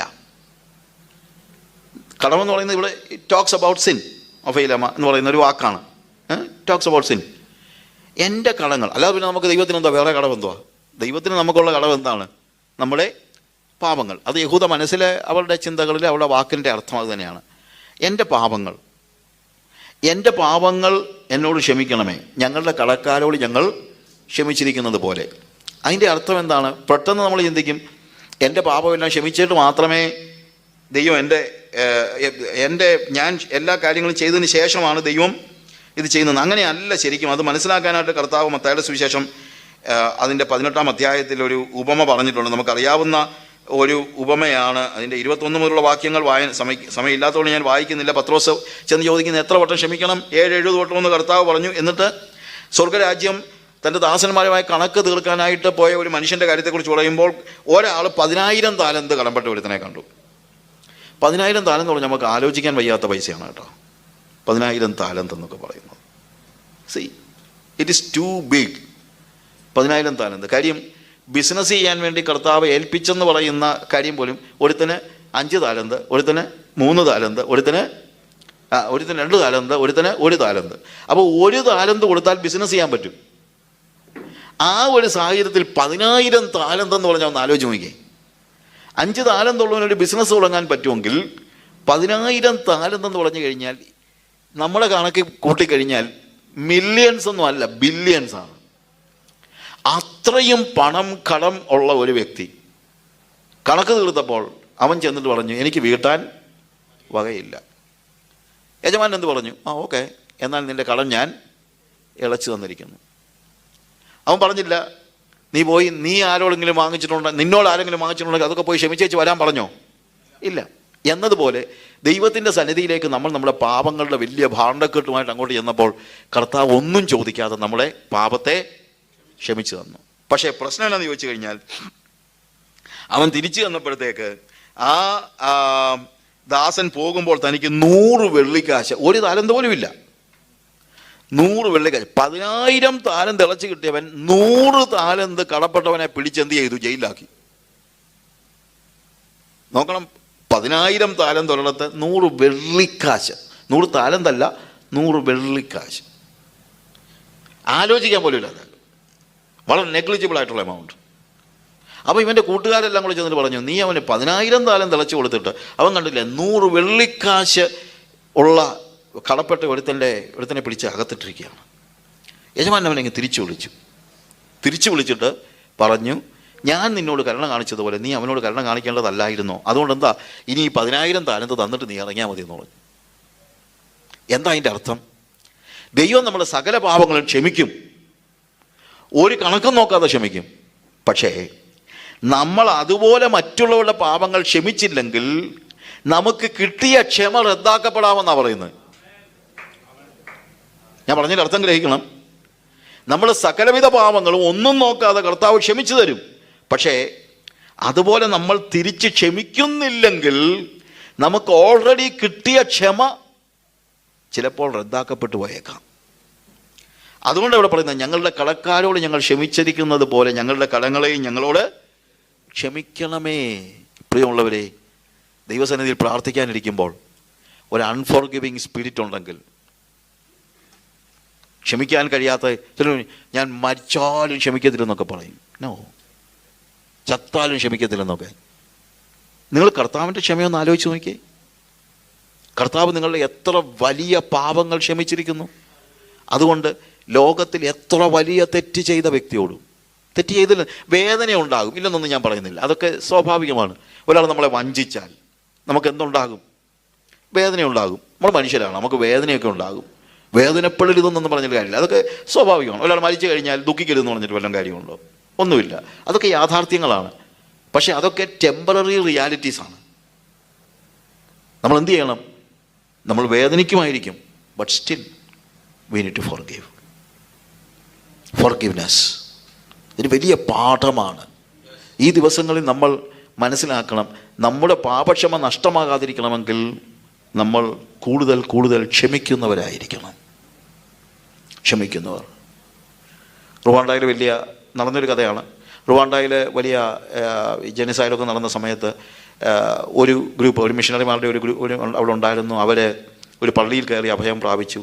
അവരുടെ ആ പള്ളിയിൽ ഒത്തിരി പേരുണ്ടായിരുന്നു. അതിനകത്ത് മറ്റൊരു ഗ്രൂപ്പ് വന്നു. ആ ഗ്രൂപ്പ് വന്നിട്ട് ഇവരെ വാളുകൊണ്ട് വെട്ടുകയും കൊല്ലുകയും എല്ലാം ചെയ്തു. ഒരു സ്ത്രീയും അവളുടെ ഭർത്താവ് മിഷണറി ആയിരുന്നു, മക്കൾ എല്ലാവരും കൊല്ലപ്പെട്ടു. ഈ സ്ത്രീയെ ഇവർ ഒരു ചെറുക്കനാ വെട്ടിക്കഴിഞ്ഞിട്ട് ഇവരവിടെ കിടന്നു. കുറേ ദിവസം കഴിഞ്ഞ് പട്ടാളം വന്ന് എല്ലാം നോക്കിയപ്പോൾ ഈ ശവത്തിനിടയ്ക്ക് ഈ സ്ത്രീക്ക് ജീവനുണ്ടെന്ന് കണ്ടു. അതായത് ഈ മിഷണറിയുടെ ഭാര്യ ജീവനുണ്ടെന്ന് കണ്ടു. നടന്ന സ്റ്റോറിയാണ്. എന്നിട്ട് ഇവരെ കൊണ്ടുപോയി ട്രീറ്റ് ചെയ്തു. എല്ലാം അവർ ശരിയായി. ഈ വെട്ടിയ ആൾക്കാരെയും എല്ലാം പോലീസ് പിടിച്ചു, ജയിലിലിട്ടു. ഈ സ്ത്രീ കുറച്ച് കഴിഞ്ഞ് സൗഖ്യമായി കഴിഞ്ഞപ്പോൾ ഈ ജയിലിൽ പോയി ആളുകൾക്ക് ആവശ്യമുള്ള ഭക്ഷണവും മറ്റുമൊക്കെ കൊണ്ട് കൊടുക്കാൻ തുടങ്ങി. അങ്ങനെ കൊടുക്കാൻ തുടങ്ങി. ഈ സ്ത്രീയെ ഞാൻ പെട്ടെന്ന് പറയുകയാണ്, അവർ അമ്മ എന്നാണ് വിളിക്കാൻ തുടങ്ങിയത്. മമ്മി എന്നാണ് വിളിക്കുന്നത്. അങ്ങനെ വിളിക്കാൻ തുടങ്ങി. ഒരു ദിവസം ഒരു ചെറുപ്പക്കാരൻ വന്നിട്ട് ഈ സ്ത്രീയുടെ മുമ്പിൽ മുട്ടിൽ വീണിട്ട് പറഞ്ഞു, mummy do you remember me എന്ന് പറഞ്ഞു. ഇല്ല മോനെ, it is I who killed your husband. നിങ്ങളുടെ ഹസ്ബൻഡിനെ കൊന്നത് ഞാനാ. ആ ചെറുക്കനെ എഴുന്നേൽപ്പിച്ച് കെട്ടിപ്പിടിച്ചിട്ട് ആ സ്ത്രീ പറഞ്ഞു, സൺ ഐ ഫോർഗിവ് യു. അതുകൊണ്ട് തീർന്നില്ല. കുറേ ദിവസം കഴിഞ്ഞപ്പോൾ പൊതുമാപ്പ് പ്രഖ്യാപിച്ചു. ഈ പയ്യൻ അവനും അപ്പനും അമ്മയൊന്നും ഇല്ല. അല്ലെ, അവൻ്റെ അപ്പനും അമ്മയും ഈ മറ്റേ ഗ്രൂപ്പ് കൊന്നതാ. എന്നിട്ട് ഇവർ കോടതിയിൽ പറഞ്ഞു, I want to adopt this child. ഞാൻ വേറൊരു മിഷണറി പറഞ്ഞ ഒരു സ്റ്റോറിയായത്. ഒരു അമേരിക്കൻ മിഷണറി അവിടെ ചെന്ന സമയത്ത് ഈ വീട്ടിൽ ഈ ചെറുപ്പക്കാരനെ കണ്ടു. ഹൂ ഈസ് ഹി എന്ന് ചോദിച്ചോ പറഞ്ഞു, is my son. Your son? കാര്യം അവൻ ബ്ലാക്കാ. പറഞ്ഞു, ഹൗ കം? ഉടനെ ആ സ്ത്രീ പറഞ്ഞതാ ഈ സ്റ്റോറി. ഞാൻ തീരുമാനിച്ചു, എൻ്റെ ഭർത്താവിനെ വെട്ടിക്കൊന്ന ഇവൻ എൻ്റെ മകനായിട്ട് ജീവിക്കണം. That is forgiveness. അതാണ് ക്ഷമ. അത്രയൊന്നും വലിയ അപരാധങ്ങളൊന്നും നമ്മുടെ ജീവിതത്തിൽ സംഭവിക്കുന്നില്ലല്ലോ. Why can't we just love others? വഞ്ചിക്കുന്നവരെ നമ്മൾ സ്നേഹിക്കണം. അതാണ് യഥാർത്ഥത്തിലുള്ള ക്ഷമ. അങ്ങനെ ക്ഷമിക്കുമ്പോഴാണ് ദൈവത്തിൻ്റെ ക്ഷമ നിലനിൽക്കുന്നത്. ഇത് ഈസിയൊന്നുമല്ല, ക്രിസ്തീയ ജീവിതം അത്ര ഈസിയൊന്നുമല്ല, പക്ഷേ ഇമ്പോസിബിൾ അല്ല. നമ്മൾ ക്ഷമിക്കണം. കർത്താവിൻ്റെ സ്വഭാവം ഇത് നടക്കണമെങ്കിൽ എന്താണെന്നറിയാമോ? ആ കണക്ടറിലൂടെ ആ യേശുവിൻ്റെ ജീവൻ നമ്മളിലേക്ക് ഒഴുകിയാൽ മാത്രമേ അത് നടക്കത്തുള്ളൂ. അടുത്തത്, പരീക്ഷയിൽ ഞങ്ങളെ കടത്താതെ. അതിനെക്കുറിച്ച് ഞാൻ കൂടുതൽ പറയുന്നില്ല. പരീക്ഷയിൽ ഞങ്ങളെ കടത്താതെ. Yes, we all have temptations. അവിടെ എനിക്ക് പിടിച്ചു നിൽക്കാനുള്ള കപ്പാസിറ്റി ഒന്നും ഹ്യൂമൻ വേയിൽ എനിക്ക് ഇല്ല. മാനുഷികമായി പ്രലോഭനങ്ങളിൽ നിന്നൊക്കെ രക്ഷപ്പെടാനുള്ള ശക്തിയൊന്നും എനിക്ക് ഇല്ല. പക്ഷെ അവിടെയാണ് പരിശുദ്ധാത്മാവാകുന്ന ദൈവം നമ്മളെ ശക്തീകരിക്കുന്നത്. കർത്താവ് പഠിപ്പിച്ച പ്രാർത്ഥനയിൽ പിന്നീട് രാജ്യവും ശക്തിയും മഹത്വം എന്നേക്ക് നിനക്ക്. ഓക്കെ, ബട്ട് സ്റ്റിൽ നമ്മുടെ എല്ലാ തലത്തിലുള്ള ആവശ്യങ്ങളും ആദ്യം നമ്മൾ കാണുന്നത് അവൻ്റെ രാജ്യം, അവൻ്റെ നീതി, അവൻ്റെ നാമം, അവൻ്റെ രാജ്യം, അവൻ്റെ ഇഷ്ടം. അത് എൻ്റെ മനസ്സിൽ വരത്തുള്ളൂ. കാര്യം എന്നിൽ ഒഴുകുന്നത് യേശുവിൻ്റെ ജീവനാണ്. എനിക്കിപ്പം വേറെ ലക്ഷ്യങ്ങളൊന്നുമില്ല. I live for God, I live for Jesus and Jesus lives in me. ഞാൻ യേശുവിന് വേണ്ടി ജീവിക്കുകയല്ല. ചാൾസ് പ്രൈസിൻ്റെ ഒരു ബുക്കാണെന്ന് തോന്നുന്നത്. അത് എൻ്റെ ടൈറ്റിൽ ഇങ്ങനെയാണ്, സ്റ്റോപ്പ് ലിവിങ് ഫോർ ജീസസ്. ആ ടൈറ്റിൽ കാണുമ്പോൾ നമ്മൾ പെട്ടെന്ന് വീണ്ടും പോകും. Stop living for Jesus. എൻ്റെ താഴെ എഴുതിയിരിക്കുക, let Jesus live in you. യേശുവിന് വേണ്ടി ജീവിക്കുന്നത് നിർത്തുക. യേശു നിന്നിലൂടെ ജീവിക്കട്ടെ. എൻ്റെ വാക്കുകൾ ഞാൻ അവസാനിപ്പിക്കാൻ പ്രിയമുള്ളവരെ, കർത്താവ് പഠിപ്പിച്ച പ്രാർത്ഥന ആത്മാർത്ഥതയോടെ പ്രാർത്ഥിക്കാൻ നാളെ ഇത് പ്രാർത്ഥിക്കും, അല്ലെങ്കിൽ ഇന്ന് വൈകുന്നേരം പോകുമ്പോൾ ഒന്ന് ആലോചിച്ച് നോക്കിയേ. നമ്മൾ എത്രയോ കാതങ്ങൾ പുറകിലാണ്. സ്ഥലമില്ല. ദൈവത്തിൻ്റെ പരിശുദ്ധാത്മാവ് അത് ആത്മാർത്ഥതയോടെ പ്രാർത്ഥിക്കാൻ നമ്മളെ സഹായിക്കും. ഒരു പുതിയ ജീവിതം കർത്താവ് നമുക്ക് നൽകും. ഒരു പ്രാർത്ഥന അനുഭവം നമുക്ക് നൽകും. ഞാൻ പറഞ്ഞല്ലോ, പ്രാർത്ഥന പിതാവുമായിട്ടുള്ള സംസർഗമാണ്. അതൊരിക്കലും കുറയ്ക്കരുത്. അത് കാര്യസാധ്യത്തിന് വേണ്ടിയല്ല. ഞാൻ പ്രാർത്ഥിക്കുമ്പോൾ ഞാൻ ദൈവ സംസർഗത്തിലാണ്. അതുകൊണ്ട് pray as much as you can. Spend time in prayer. പ്രാർത്ഥന കുറയ്ക്കരുത്. പക്ഷേ സ്വാർത്ഥമായ പ്രാർത്ഥന നിർത്തണം. പകരം കർത്താവ് പഠിപ്പിച്ചതുപോലെ പ്രാർത്ഥിക്കണം. അങ്ങനെ പ്രാർത്ഥിക്കുമ്പോൾ കർത്താവിൻ്റെ സ്നേഹം എന്നിലൂടെ ഒഴുകും. അവൻ്റെ വിശുദ്ധി എന്നിലൂടെ ഒഴുകും. ദൈവരാജ്യത്തിന് വേണ്ടി ഞാൻ നിലകൊള്ളും. വേറെ ഒരു ലക്ഷ്യവും എനിക്കില്ലാത്ത ഒരു സ്റ്റേജിലേക്ക് ഞാൻ വരും. പ്രാർത്ഥിക്കാം.